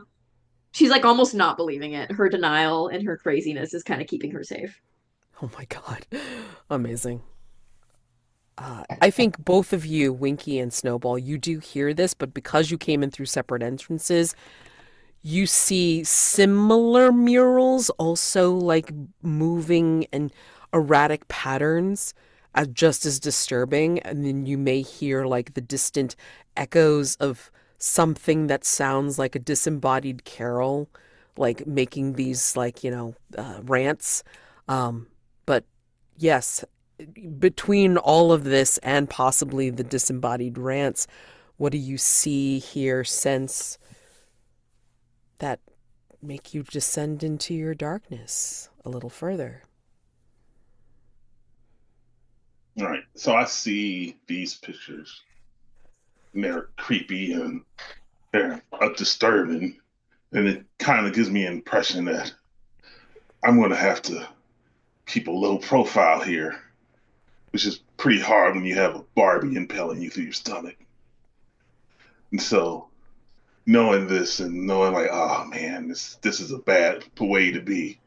I have to get this Barbie adjusted so I can be able to sneak around. And so when I hear Carol's voice, I was like, if someone's here, I'll use her voice to cover up any sounds I make as I like brace myself and try to turn the Barbie's leg around in my stomach so that it's the right way so I can lean against the wall and push the Barbie and get her up and like carrying her piggyback, which is except for one of her legs going right through my stomach. And it was painful to get it adjusted, but I finally got her in a way where she's kind of like half piggyback and half impelling me through my stomach so I can move faster. And so while I'm just there wincing in the excruciating pain of having to turn a Barbie leg, and then feeling the calf muscle twisting in my insides, and then having to be leaning against the wall until I finally got her like thigh deep into my stomach. And I can finally move. I had to I gotta recover from the pain. It was just like, getting abandoned like this, I'm gonna have my revenge. Oh, I'm gonna get this PowerPoint, but I'm gonna have my revenge. I'm gonna say that as this is happening, though, I think you feel something dangle from your ears. Seems the Barbie arm, right? No. You feel them, and they feel like large earrings. I love yassified Winky. I love a little cunty Winky. Sorry. Snowball, please tell us how you're falling deeper into your descent into darkness. Sorry. Fuck. Okay. I God damn it. Reindeers attacking each other is what I see. Is the initial. Fuck. Okay, that is a lot of blood. I didn't know they had that much blood, but I guess because if they're that big, calculating by volume and meters and height and size and who the fuck cares? Numbers are irrelevant, right? At this point, we're in the middle of about to die. Why does it matter if 2 + 2 is 4 today, or if it becomes 5 tomorrow, or if the naughty list is 22% more naughty every year? And the humans are kind of. I don't like this. He's gonna reach into his backpack, pull out a couple of maps. Who cares about the maps? What the fuck is the point of this? He's gonna start tearing them up because irrelevant, unnecessary, useless, bullshit. I can't even navigate a way out of a fucking gingerbread house. How does it matter if I can do any of this. These reindeer are killing themselves. What is? I don't know what's causing this. They're probably cursed or some shit. It's gonna curse us. It's gonna make the elves kill each other. Then what? There's gonna be nothing but stuffing left. I don't even know what we're made of. Do we have blood? I don't know. I've never been hurt before. And then he hears Carol in the background, and oh shit. Okay, so Carol's dead too. That's fantastic. Good, great. You managed to not protect any of your friends. I don't know where Winky is. They're probably dead as well. Do we have to save Santa? Is that relevant anymore, or can I just leave? Because fuck this place. I'm out. You hear a ticking, a clicking, a slight clacking coming towards you as you're tearing up your maps and sounding so desperate and confused and worried. And on the ground, coming gently towards you,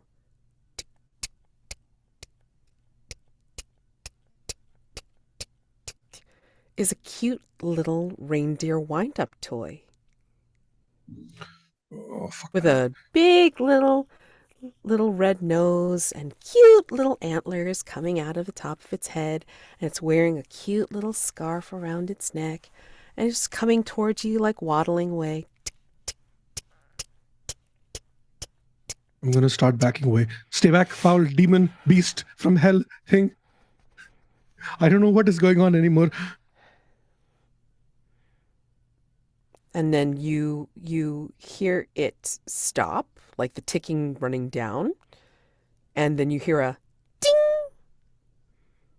as through its antlers you see a piece of paper pop up.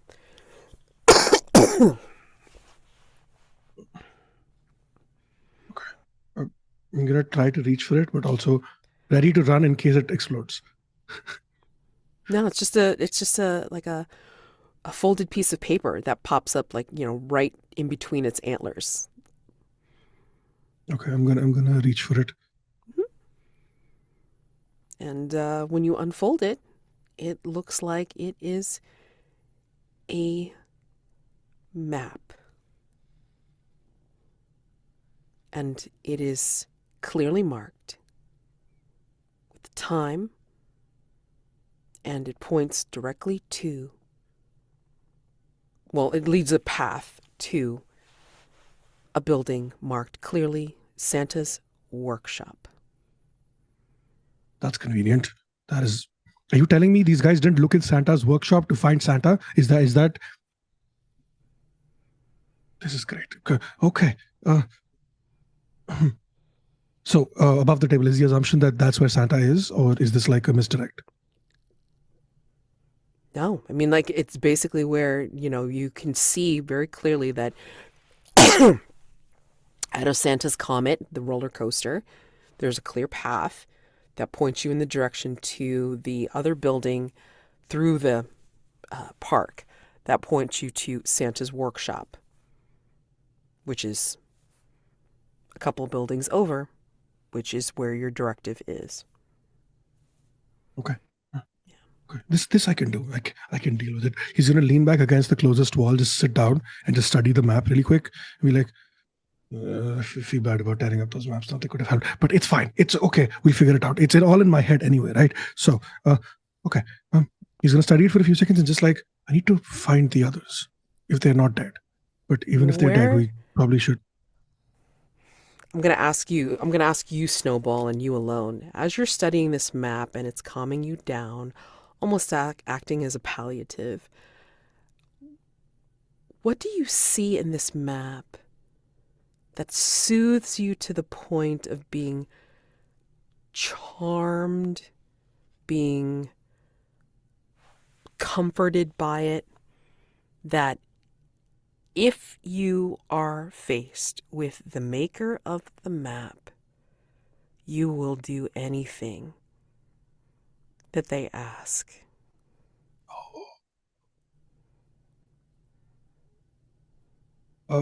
Nice, clean, straight lines, very cleanly made, succinct, to the point. The legend on the map is very clearly marked. The map thing, which says, this 1 centimeter is this many miles thing, is very accurate. It's the grids are made properly. the path is lined, and there's no like weird squiggly lines to the path. It's like actual right angles to lead to the path, which follow like the actual road. There's a nice like gradient of color to it as well, which is something usually his maps are black and white, so having colored maps is a nice change.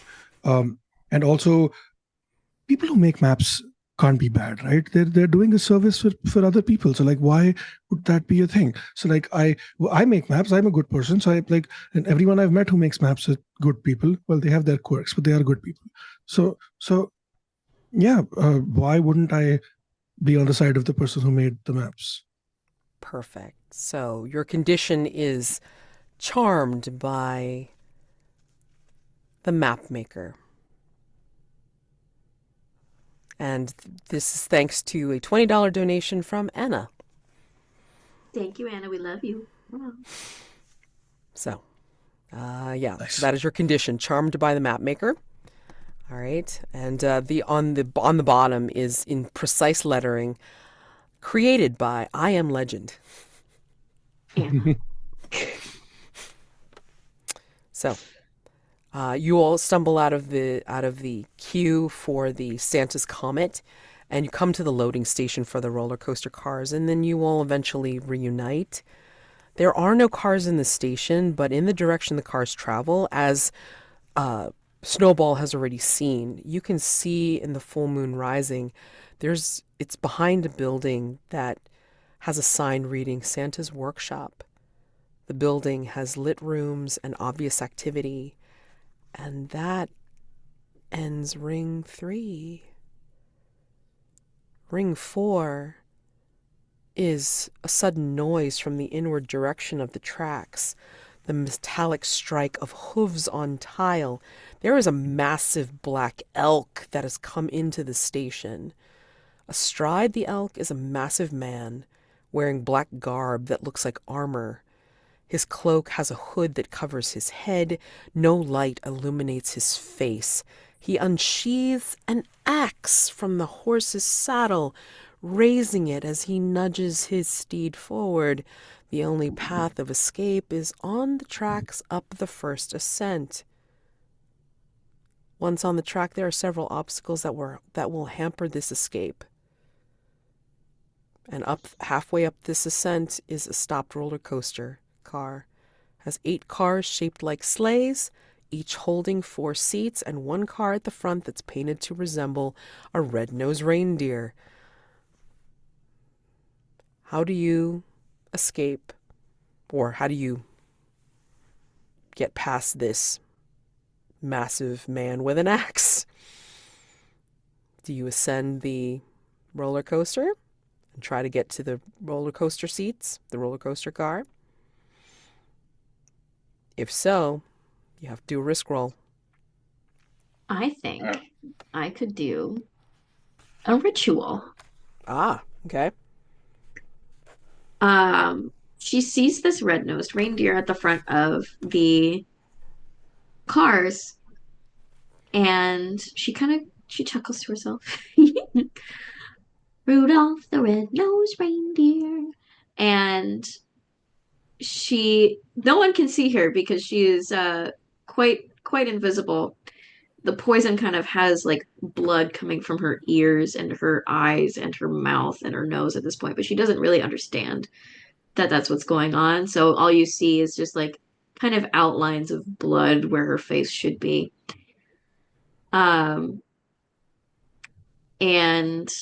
she's gonna pluck one of the lights off of the string of lights that's wrapped around her. And she takes some of her blood and covers it to make it a bright red light. And she holds it up, and this deep, dark, glittery, like reindeer-like steed comes out, and she's gonna use it as a distraction to try and get this man away. So she's going to like send it off in the path of this man in the opposite direction of where they want to go. Now, are you doing this as a risk roll or are you doing this as a reduction roll? So, would either of them help us in our attempt to escape? Well, if you do it as a reduction roll, you will reduce ruin, but how subtle you are in reducing your ruin will be determined by whether the others will see you doing this or not, to serve the forest interests and get away yourself. I think at this point, Carol thinks that they only met up by chance. I think she's fully convinced that the other two are plotting to leave her behind. Okay. So I think I will do this as a reduction roll, especially since the rituals are things that will increase my ruin, I think. Right? Yeah. Mm-hmm. Yeah. There's always a chance whenever you do a risk roll of increasing your ruin. So I will do this with as a reduction roll. Okay. So go ahead and do the reduction roll, and then we'll see if the others discover. 6. Yep. If this is less than your... Okay, so it's not less than your current ruin, so that means that what you're doing, the others will notice. You just see this this little light bulb. She trails it across her face, and the blood that's staining everything. You can see Carol again. It's not very pretty. And she looks at you both and raises this, and she says, "This is for leaving me behind." And this awful looking ghost of Rudolph appears.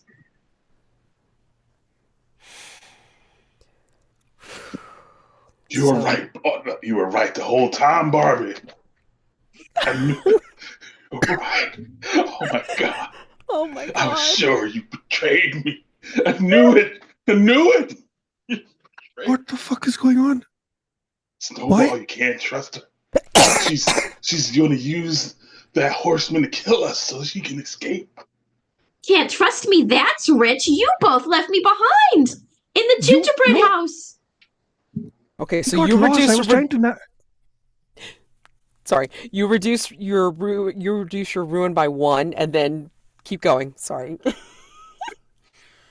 What do you mean we left you behind? We all got lost. I was trying to help. A likely story, a navigator getting lost. Yeah, real likely story. I know lost my neither of maps. you ever really liked me just because I'm a stickler for traditions. I'm the tradition minder. It's my entire job to be a stickler for traditions. And all of you are like, Carol, it's just a different shade of green. It's not it is a different shade of green, actually, and it's not supposed to be that shade of green. I know what I'm talking about, and you all hate when I talk, don't you?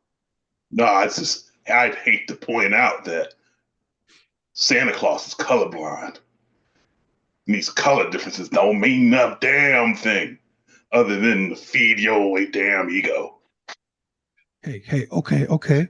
Calm down. We're not doing this here in front of a murderous reindeer, okay? We're all friends here. Carol, what is going on?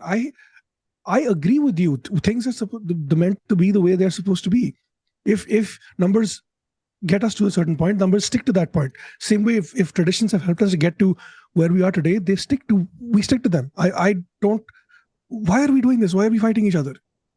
The axe swings round and massively clangs against the rail as he tries to hit Winky and Snowball, who are the closest.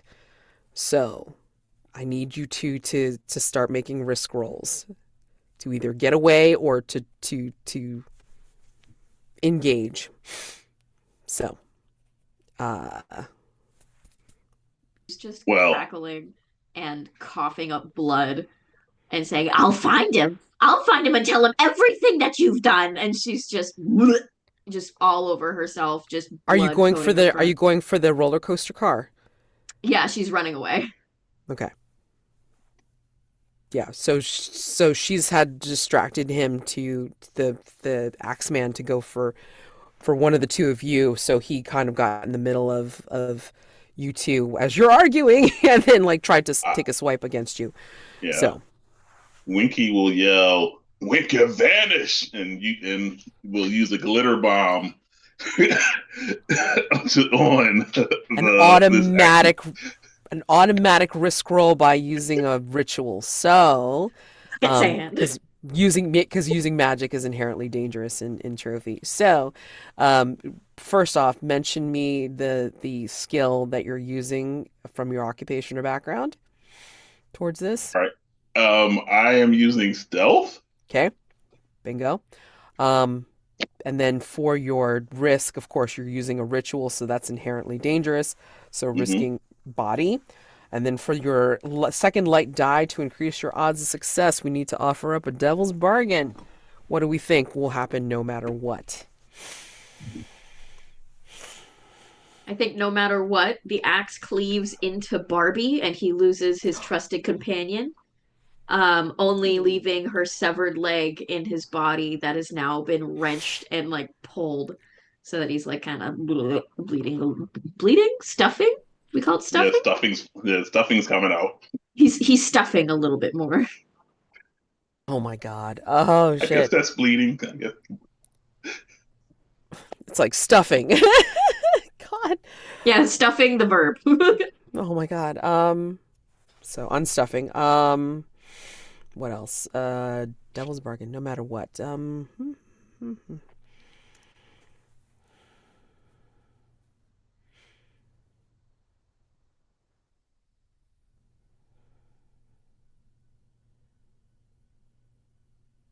I think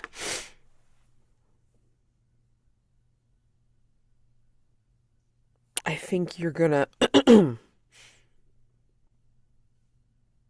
the continuing body horror of the Barbie is going to again continue. So I mean, like, you know, not only are your arms hardening, but then your face starts to harden with the sunglasses and the earrings, and then you're going to start feeling like the hair is also going to start appearing on your head. So you're going to start tossing around a really long ponytail as well. And you might start feeling your legs start to stiffen as well. So yeah. Start changing into Barbie. Okay. Well, I'd hate to accept the devil's bargain to lose Barbie, my only true companion, but I'm going to take that one. Okay. So lose Barbie. All right. Okay. So 2 light, 1 dark. Under risk. No! I succeed. You succeed, but your ruin goes up yet again.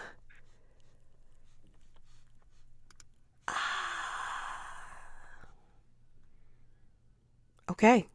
So please tell me. Oh God. R.I.P. my friend. That puts me at 5 ruin. Yes, please tell me how you fall even further into your darkness with all this. With the loss of my confidant, Barbie,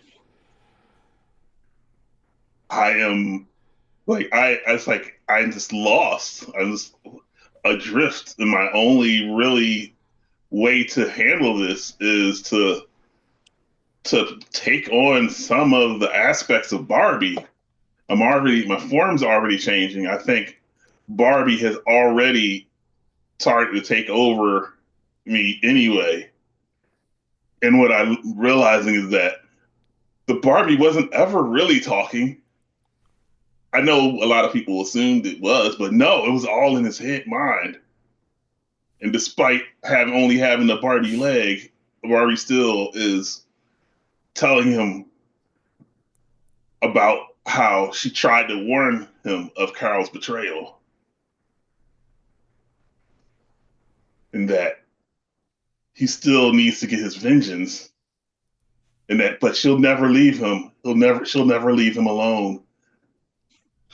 She won't let him suffer by himself. They will together press on and deliver this presentation as to Santa as he's meant to do.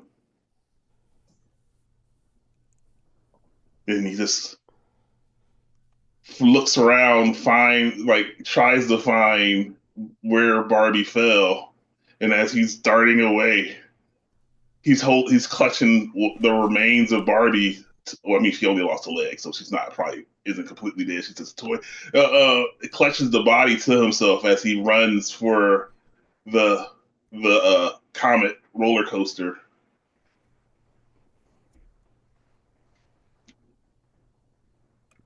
I mean, I don't know how to describe this condition. It's like Barbie will always be with me. I don't know. I mean, I'm here for that. I need Okay. a condition that will fit in this little tiny square, please. In mourning. Or just call it In a Barbie World. Oh, yes. Thank you. Thank you so much. Yes, Perfect. absolutely. All right. Awesome job. Okay. And Snowball. Yeah, I got this massive axe man, got a risk All right. roll. Just confirming that the reindeer that's after us is different from the reindeer that Carol conjured, right? Oh, this is not reindeer. This is the massive man holding an axe, riding a humongous elk. Oh, Yeah, Carol With a red summoned nose, a though, right? reindeer ghost. Yeah, Carol had summoned a reindeer ghost, but I mean, she was using it to make sure that, she was sicking the guy on the elk on you guys. Like a little makes sense. target, like a big beacon. Okay, let it to us. All right. I guess we're doing this. Snowball's gonna lean forward, hands reaching behind him, getting ready for a Naruto run pose. And he's gonna close his eyes, whisper to himself, and time for some candy, little shithead. Wait, time for some candy, bucko. I forgot what the catchphrase was. And he's gonna- Okay. All right, He's gonna exciting. summon his giant candy cane. Yes. Yes. Okay, anime-sized candy cane. Awesome. All Yeah. right, so skill from your occupation or background that you're going to use. Skill I am using is Parlay. shit, what do I use? You can stretch it. Go ahead and stretch. Parlay, whatever you wanna do. I'm very easygoing. I'm gonna use magnetics. Okay. Okay. And here's how I'm gonna use it. Okay. The entire rounded portion of the candy cane Yeah. has magnets on it, Ooh. and so does the end where you hold it from also has a magnet on it, and they're very powerful magnets. And since they're so powerful and they're both opposite magnets, like a north and a south, they both want to attract to each other, and that causes the candy cane to kind of spin around on its own when it's not being held. Oh wow. Right? Or if you are so inclined, you can use the momentum and you can use it to spin around. So I'm gonna use my expertise in magnetics to swipe the legs out of the elk. Mm-hmm. And then, I don't know if people have played Fortnite, but this is from a few seasons ago. They introduced a thing called Thor's hammer, or like a hammer, right? Which basically you could use the hammer to traverse across large distances. And basically it would be like a spinning thing where you hit the ground with one end of the hammer, and then the momentum pushes you up into the air. You spin around and it keeps going forward. So that's what I'm trying to do. Trying to take one swipe to pause his momentum and then run. Got it. Okay. That's that was a lot, but that's what I'm. I'll take it. This is going to be So inherently dangerous because, again, you're using a ritual for this, so definitely a risk to your mind and body. So one light die, one dark die. So your second light die comes from a devil's bargain. What do we want to offer Snowball? Your Christmas, your magical Christmas comes from running on time, keeping things on track. Um, Snowball gets knocked in the head and has like a minor concussion and has no sense of direction. Oh God! Oh my Uh, God! No! the roller coaster is metal, and therefore the candy cane, it will get stuck onto the roller coaster before it, like, as it's taking off. So it'll be only attached to the roller coaster by the magnets of the candy cane.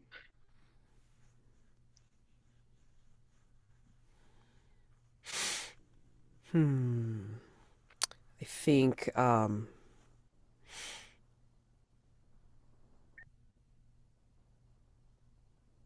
think you're going to realize that you have very little time left. Um, I think you're going to realize it's like, you have to,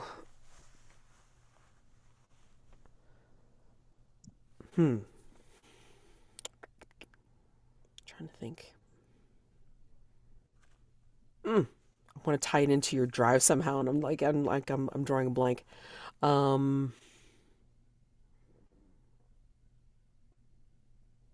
you know what? I'm just gonna make it easy. I think you're gonna get separated. Like in this very complex maneuver, I think you're gonna knock yourself off of the roller coaster somewhat safely. Like you're gonna parkour yourself off somehow. I mean, I think you're going to get to Santa's workshop first, by virtue of doing this, but you're gonna get separated from the others. You know what? Carol has already betrayed us. Winky has a weird puppet thing speaking to him, but it's actually just them talking to themselves. So fuck it. I will take that. Okay. And get separated and fortnight bounce my way over to Santa. I think Okay. that's the vibe. All right. So So that's 2 light, 1 dark. 2 light, 1 dark, please. Okay. Oh no. Wait, no. It's a 6 on my ruin. My ruin goes up to 4. That's fine. But I succeed. So You succeed on a 6 dark, but you need to tell me like how you fall further into your darkness. oh yeah. While so when I hit the elk with my candy cane, immediately Snowball feels like a huge weight on his heart. It's like I'm hurting one of Santa's creatures. That puts me on the naughty list for sure. But I'm trying to do it for the right reasons to protect Santa. So maybe not. I don't know. And then when he hits the ground with his candy cane and he starts spinning, because there's so much going on, he just starts singing, "You spin me right round, baby, right." Yes! I'm not gonna go any further because copyright. I'm gonna get demonetized. Yeah, exactly. But damn straight. Yes. Yeah, and he continues, like the song is in his head, and he is not paying attention to where he's going. And next thing you know, he's crashing into one of the buildings, face first, face covered in gingerbread, I'm guessing, but and completely knocked off course from the others. Amazing. So this ruin is more of like a physical ruin than a mental ruin like the previous one. So yeah. Right. And your condition is basically spun right round. Yeah, I love it. Yep. Amazing. Amazing. Holy crap. Okay. So everybody's like, either on the car or knocked off. I'm going to say in the interest of time, the rider is going to basically play golf with the cars as he reaches them. So he dismisses Snowball because Snowball has removed himself from the roller coaster, and then Winky be like, you've like remove Barbie from your body, but for the most part, like, you still have, like, the legs sticking out and such. And Carol, you've run off, but The rider has reached the cars, swatting away each part of the car with his heavy axe one by one. You have a chance of gaining some ground, but each of the cars that he swipes is twisting and shrieking off of the coaster as they fall.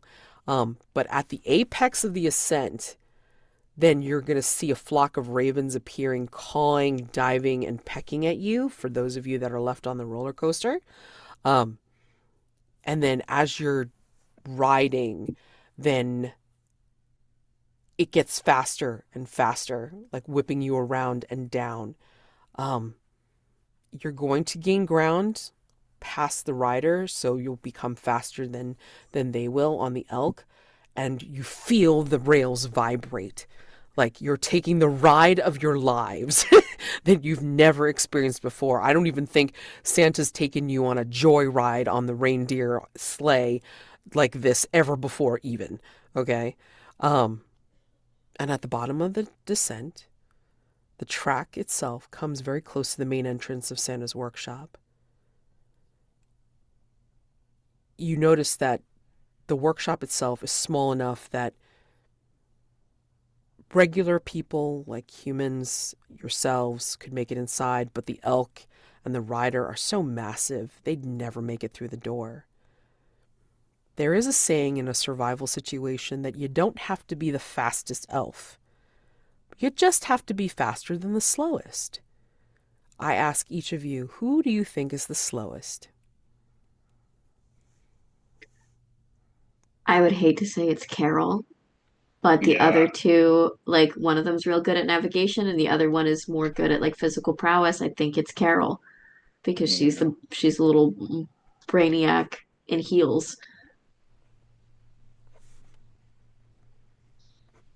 Yeah. Now that I don't have the Barbie weight. Yeah. Carol? Yeah, Hmm. I think it's Carol. Snowball, you've bounded down. I don't think the others see you, but who do you think is the slowest out of the two others? I was going to say Winky because of the fact that they still have that Barbie leg in them, but like I guess they made the argument that the rest of the Barbie is not there, so I think that makes sense for it to be Carol then. Got it. Okay. She's in her cute little click clack heels. Yeah, not very easy to run in them. Mm. I mean, there might be an uneasy, truce if there is one, between like where Carol is sitting and where Winky is sitting in the cars that have taken like such a ramshackle ride. But you make it down there, and there is no sign of Snowball. You lost track of them, on the way down. But yeah, you all can make it inside as you enter into Ring 5. Once inside, the entire workshop is immediately visible. It is much, much bigger on the inside than it is on the outside. Fellow Christmas elves are chained and shackled, working at kilns and machines, making not toys, but weapons. These range from heavy maces to high-powered sniper rifles. Standing guard over them are other elves. They look like Christmas elves, but they wear dark colors and their shoes don't have little bells.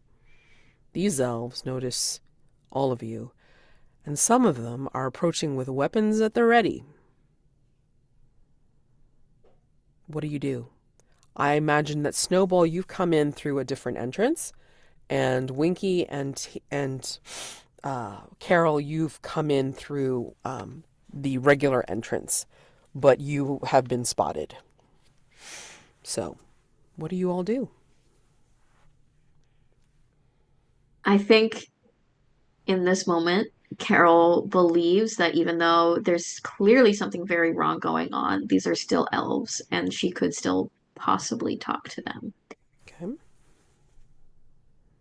So she is going to like bloody little hands in the air. Um, she like kind of wipes her like face a little bit to seem a little more presentable, even though she is invisible. Um, she kind of gets some in her mouth. She's like, ah, cranberry sauce.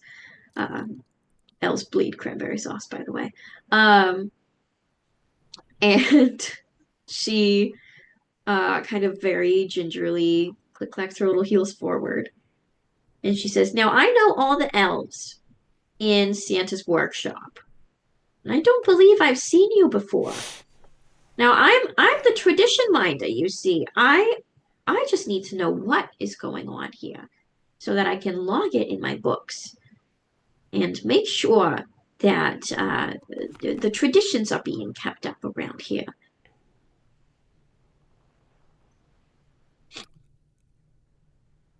I'm assuming that's a risk roll. Not yet. I want to hear what Winky and Snowball are doing before I ask for a roll. So Winky will, at this point, probably try to get the rest of the Barbie leg out of their stomach now that it's presented an opportunity with the cleaving off of the rest of the Barbie. And so he will pull that out, like pulling some of the wool out of at the same time. He'll pull away whatever excess wool and try to tuck the rest of it back in.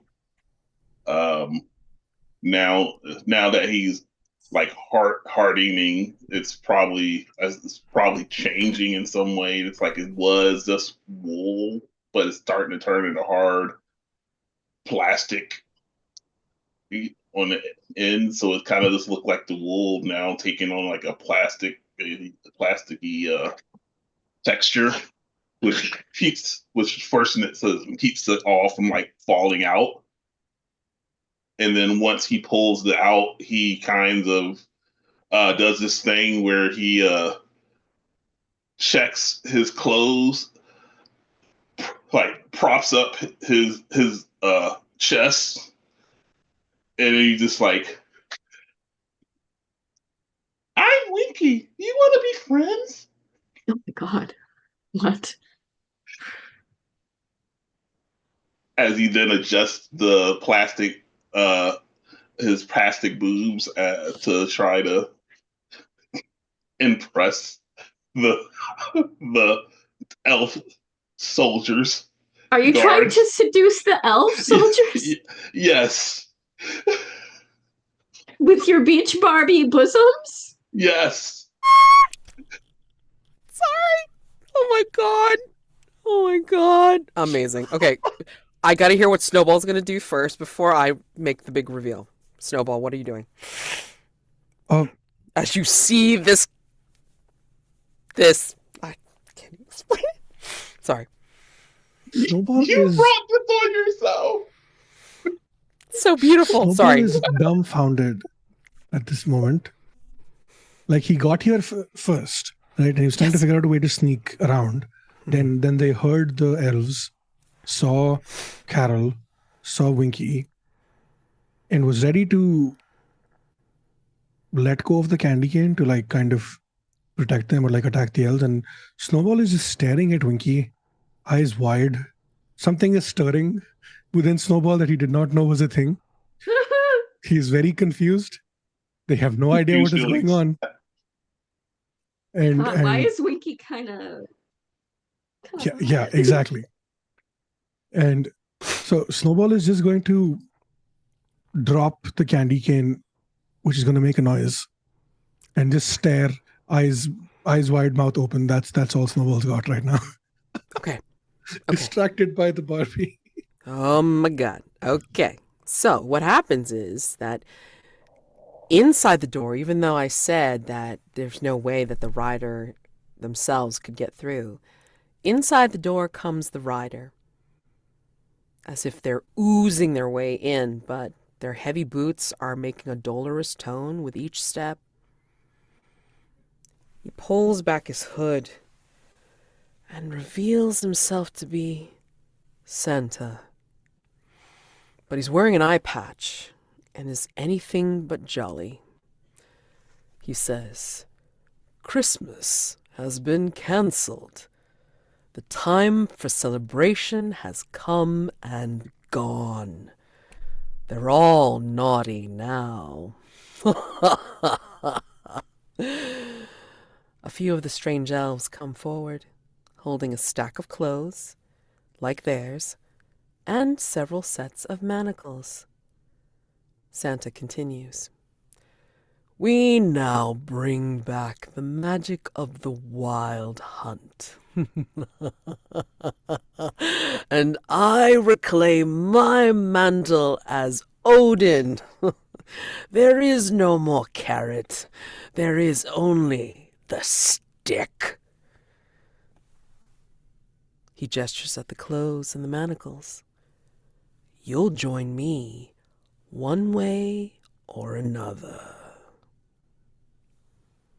What do you do in this final ring?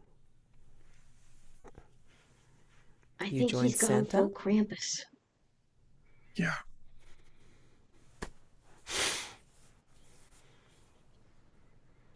So, are we sure this is Santa who's turned evil, or is this someone evil pretending to be Santa? We don't know that, do we? I would like to try to figure out if this is the actual Santa and not some fake Yeah. Santa.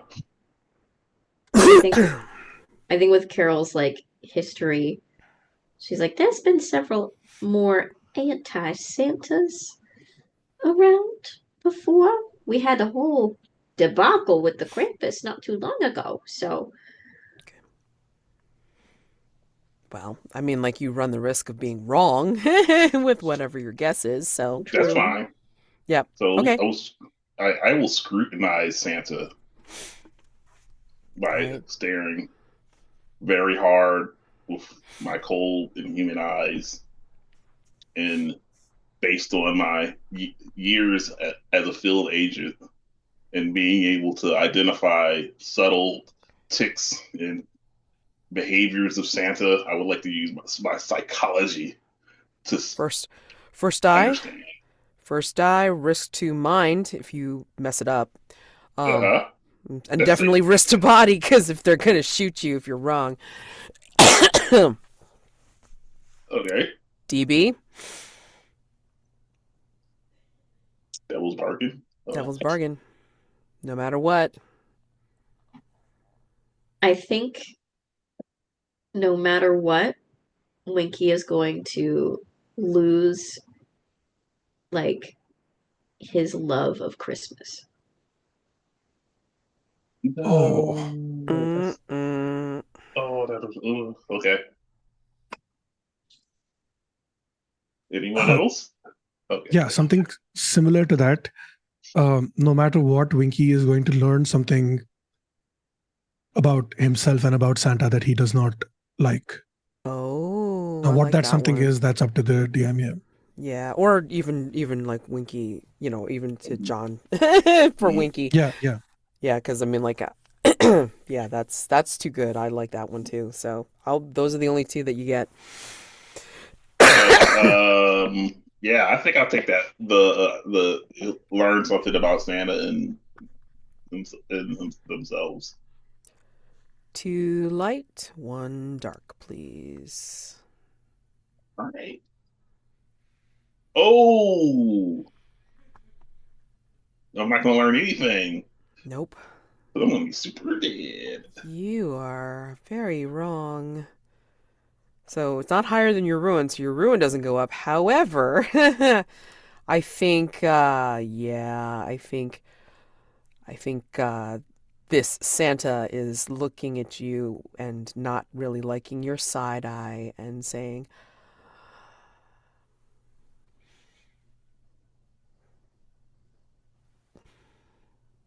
don't like the way that you're looking at me or the situation. I think you need to be made an example of. Guards, take them. And, 2 of the biggest elves that have weapons are going to come up behind you and slap the manacles on you and then, push you down to, or I should say, throw the clothing on you before they put the manacles on you to make you one of the, excuse me, the shackled ones. So Barbie tits look fantastic in this outfit, though. jumpsuit. There you go. It's a jumpsuit. What did Carol and Snowball do? I think Carol is like kind of looking down at her bloody self, looking up at this awful Santa. And she says, "It's my job to uphold tradition, and this is anything but Christmas. Your job, you had one job. I've had to correct you several times on your diet, on your color scheme, because you are in fact colorblind, on what who goes on the naughty and nice list, on the kind of presents we pull out. And you know what? I make Christmas. I do. The women never get the credit. I tell you that. Me and Mrs. Claus make you look so good, and this is what you do about it." And she's gonna try. I'm gonna try ruin roll negotiate. Okay. Oh boy. All right. So, how could go wrong is Or risk roll negotiate. That's what I meant. yeah. Yeah, that's fine. But basically, yeah, I mean, you could just as easily be slapped in jumpsuit and manacles as well. Yeah. So negotiate is your skill. So first light die, risk to your mind and body. If you're wrong and you can't do it. Second light die for Devil's Bargain. What do we got? No matter what.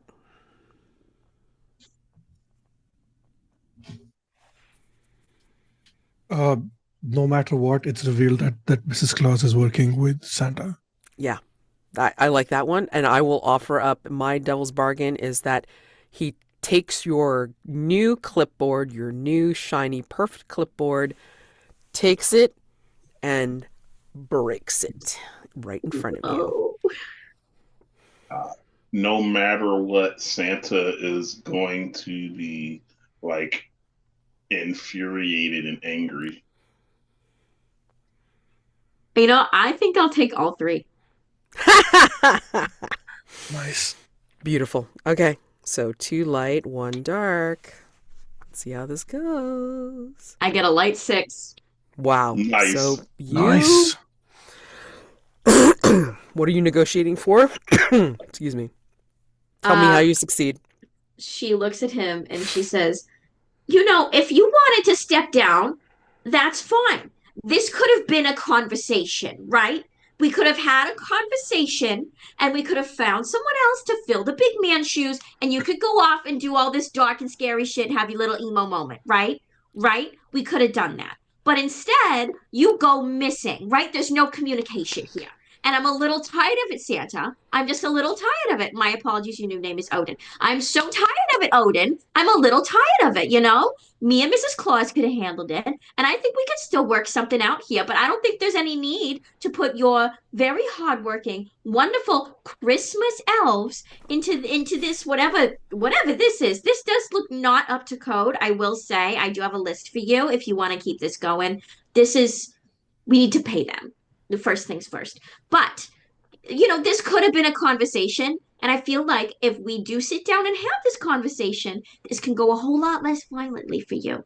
You know? A lot less hassle on your hands. Words first, actions later. You know, it's always what I say. I'd like to do a reduction roll. Uh-huh.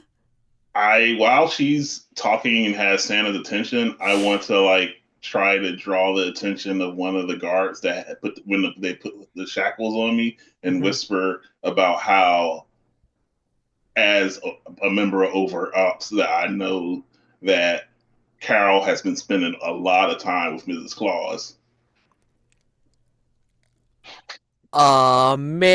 Amazing. Go roll. A little adultery in the closets? Oh my god. Reduction. Yeah, there it is. I rolled a 3, which is beneath my ruin, so I don't get caught, right? No, you don't get caught. And then I think that this guard tells another guard, who tells another guard, and tells another guard, and then soon There's whispers going all over the place, which, like, Odin is like kind of looking up and saying, "What's that? What's that?" And I just bat my eyes innocently. Really? Interesting.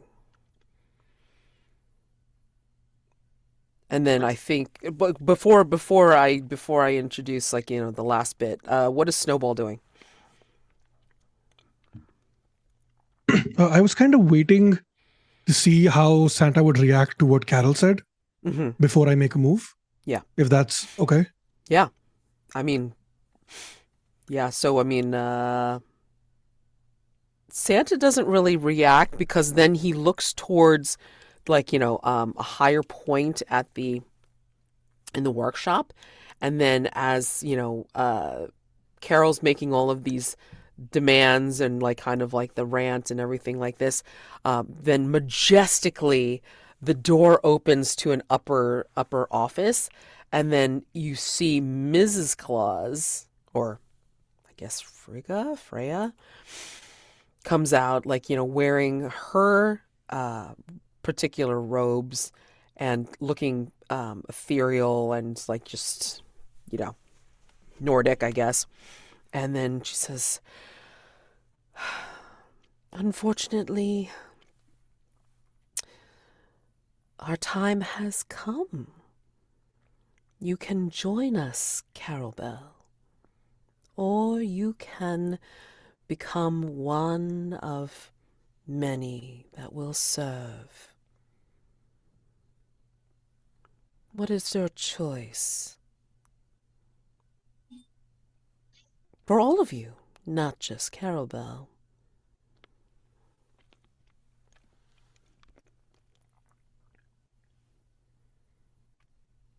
I think Carol's going to lean over to Snowball and say, "Get ready to deck some halls, if you know what I mean." It's like you read my mind.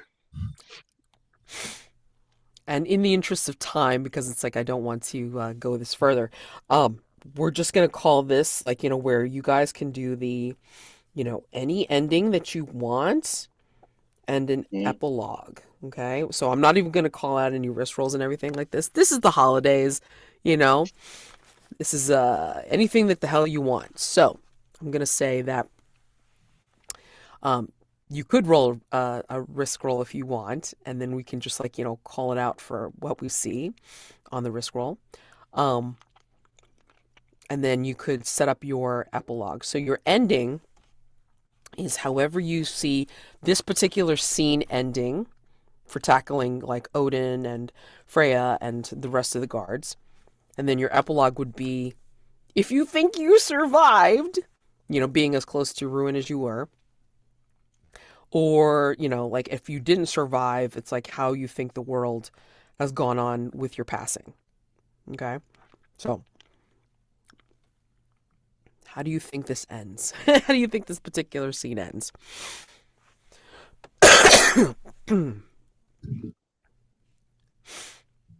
When Carol says, "Get ready to deck some halls," Snowball reaches for the candy cane and spins it around a little bit, looks over at Odin and Freya, I guess, and just calls out, "This is not what Christmas is about. If you want to cause chaos and mayhem and do whatever you're planning to do, you can do it outside of the North Pole, but not here. But if you insist on hurting our fellow elves and whatever else shenanigans you've got on, you've got a wrong idea coming, fucko and Mrs. Fucko." And he just swings, lets go of the candy cane. But, like, the goal is, like, it's going to spin, it's going to hit everything in its path. Nice. So, like, the elves, Santa, Freya, whoever, and take them all out if it can. Okay. That's and he's putting himself on the line here, because if it doesn't go well, he's willing to sacrifice himself. And he's gonna, like, basically use he's gonna willingly take another ruin to summon another candy cane and do it again. And he's putting himself like on the line for his fellow elves and for his friends, because at the end of the day, it's all about checks and balances, and these people have been bad, and so Oh, it's time for wow. some good to correct the bad. Oh my gosh. And Amazing. he feels like it's his responsibility to maintain that balance. And fuck him. It's been, yeah. Fuck It's Santa, only I gonna guess. be it's only gonna be a regular two light, one dark. I mean, like, it's Yeah. Oh yeah. yeah. So That's a 5 on a okay. light. Yeah. So you could conceivably add a dark die and do 2 light, 2 dark if you want to try for a 6. Or you can stand on the 5 light. 5 is a mixed success, right? Yes. Right. I take Success it. with a complication, yeah. I'll take the 5. Okay. He's willing to sacrifice whatever he needs to get Okay. this done. So yeah. Okay. All right. I think I want you to narrate your success, and I'll tell you what the complication is. Or would you like me to tell you the complication first? No, either way works. I'm okay with doing the complication after. Okay. Or if you'd let me, I'll do the complication if that works. Okay. Yeah. Cool. So this is like this moment of like you can hear a choir singing in the background really loud, and it's in key properly, not no random minors or whatever, as Snowball spins his candy cane and swings it at Santa and the evil elves, or like Odin and the evil elves, I guess. The candy cane spins around, it swipes a couple of the elves, they fall down. It goes towards Santa, but his wife steps in and she blocks it, and she gets hit, but she's down to her knees and she stands back up as Snowball summons the second candy cane, which also has magnets on it. So it's like the first one is pulled towards the second one, and now he's wielding them both, and he swings them again, but this time in swinging, because it takes so much effort, the right arm gets mostly dislocated from left arm, actually, because that's his non-dominant hand, gets dislocated from the shoulder as he swings both of these candy canes out at them. Frigga Freya takes the first blast again, but she's downed, and then Santa takes the next one, or Odin takes the next one, and Odin is downed as well, as Snowball also sinks to his knees, just breathing heavily, clutching his arm, and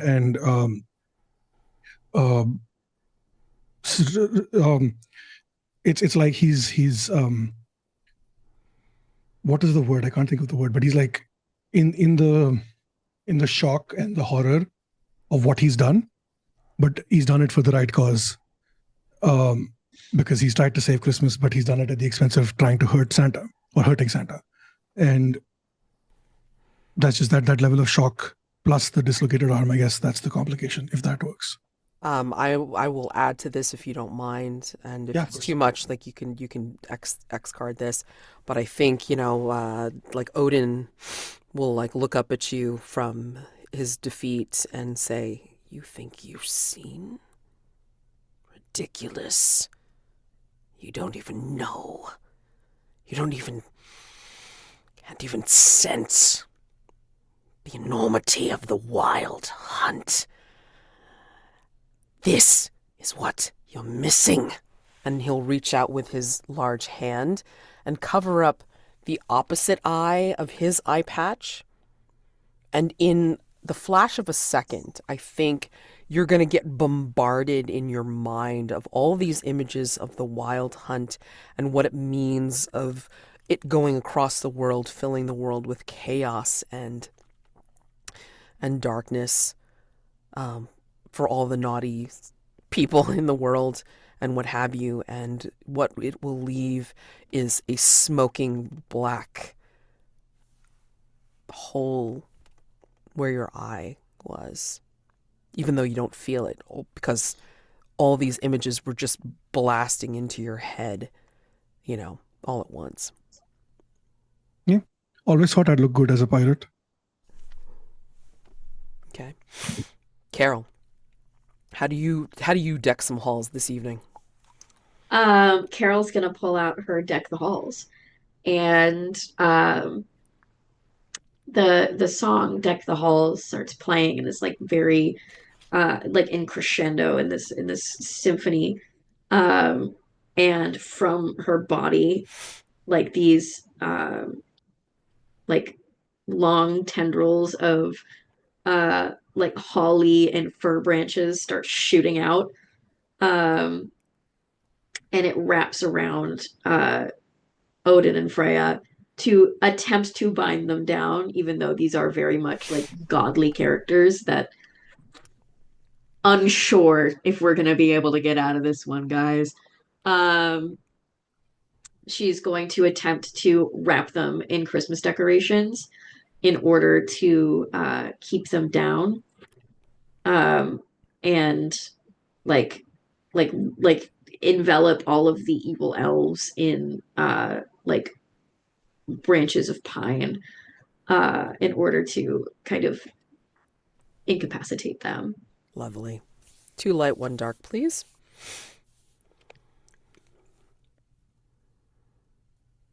That's a 6 on the light. There you go. Nice. I mean, I see the scene from Sky High, but you describe that your success. Oh yeah. She pulls out she's like a little necklace with little like tree baubles and stuff on them. Um, and she like breaks one in her hand, and from like the cut in the glass shoots out these like tendrils of like pine and fir trees, and they're all wrapped in baubles and lights, and it completely just like twirls around and tries to bind these godly feet like godly people tightly. And she just kind of looks at them almost like she's like a little hunched over, a little monstrous, covered in blood, still invisible somehow, uh, and just says, "You're going to be merry whether you like it or not."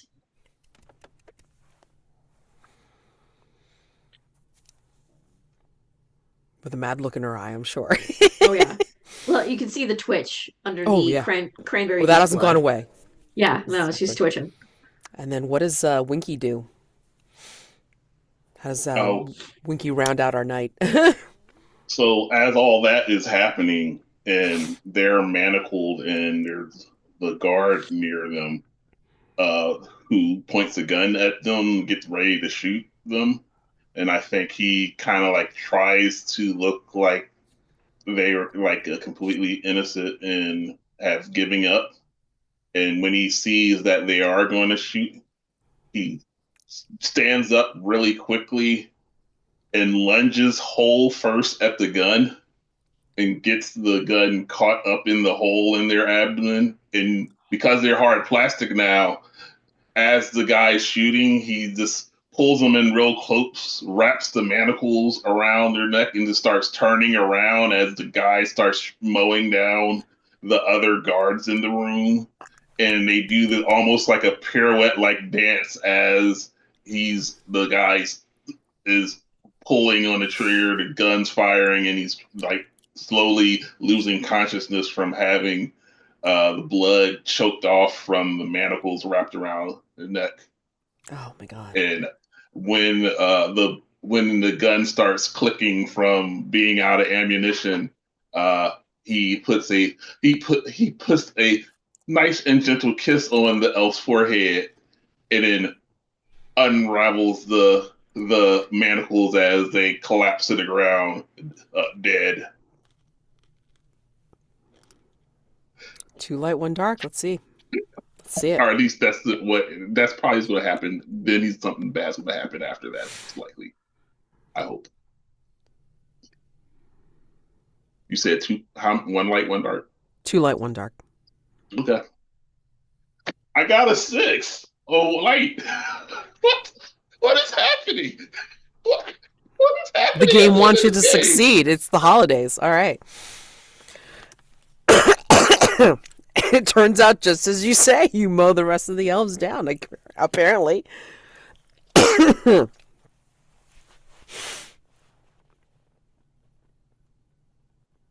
I'll just handcuff the keys that was off one of the dead bodies and unshackle myself. Okay. So, normally there's like long epilogue, like not long epilogues, but just like an epilogue of like how we see this happening. But I would like a finishing scene. How do we see you three enter the dawn? I think Carol's gone full crazy. Carol's gone full. She's gone. There is no more Carol. She's got like branches coming out of her. The forest is like semi taking her over at this point, and the only thing that ever comes out of her mouth anymore is "Have yourself a merry little Christmas," and she just wanders away into the woods, singing "Have yourself a merry little Christmas," and that's all you hear from the tree line whenever you pass the forest. Amazing. For Winky, you see Winky almost completely having turned into a Barbie, is in like the Barbie mobile driving. This is a Barbie snowmobile because this the North Pole, and they're driving through the snow. Their hair whipping in the wind behind them, and then it cuts to a presentation that you hear the Mariah Carey song is a backdrop to a presentation that is playing the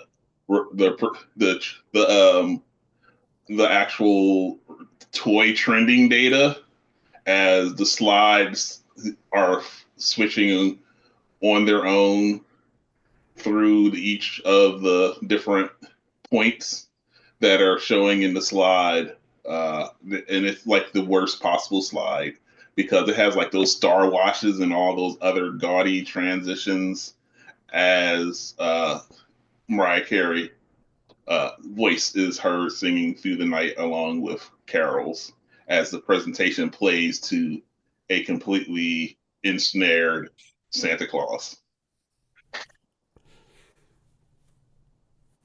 And Snowball?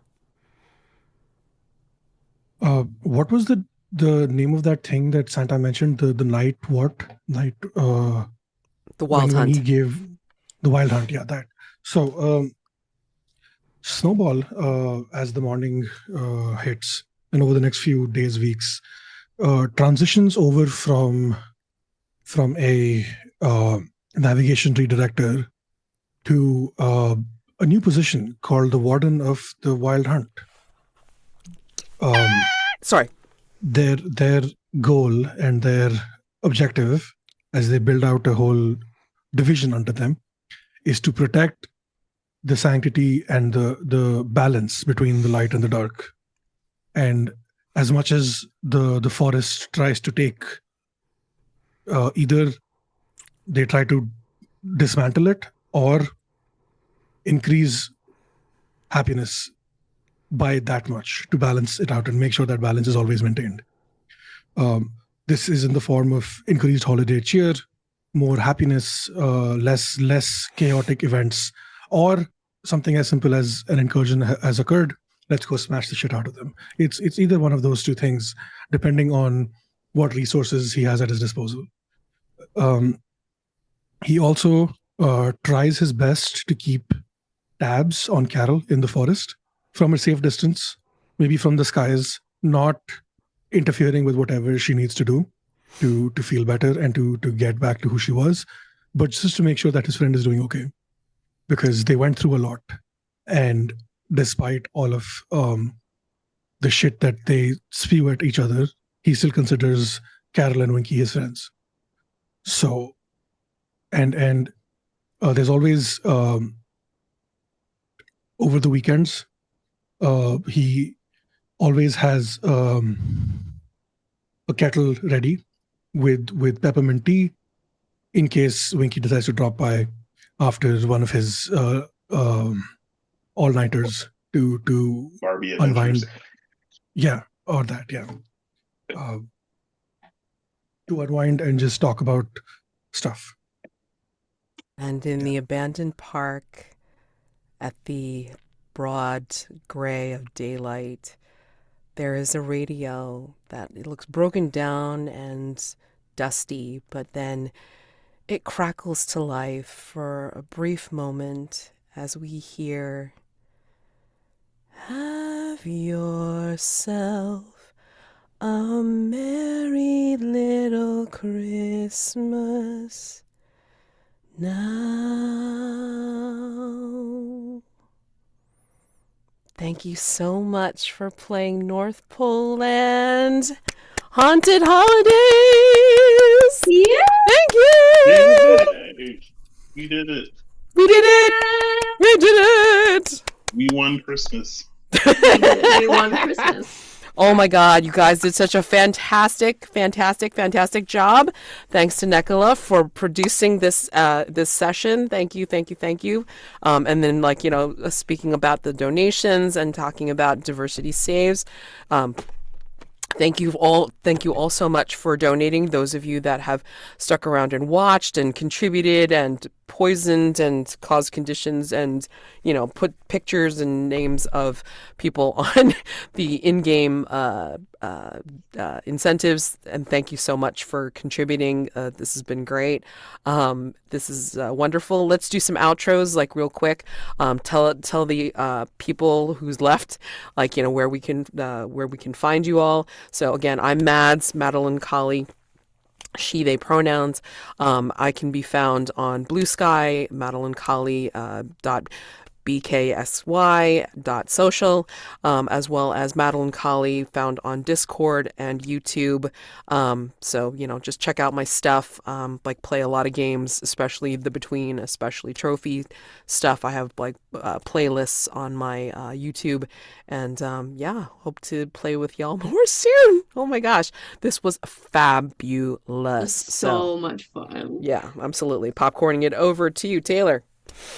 Hello, thank you so much for inviting me to be a part of this. This was so much fun. Once again, I am Taylor Murchie. I am a cast member over on Minds Never Matter podcast, streaming anywhere you can stream a podcast. Go check it out. And I would absolutely love to do something like this again. This was so much fun. Thank you to everybody, especially all my friends who paid to fuck up my character so much in this game.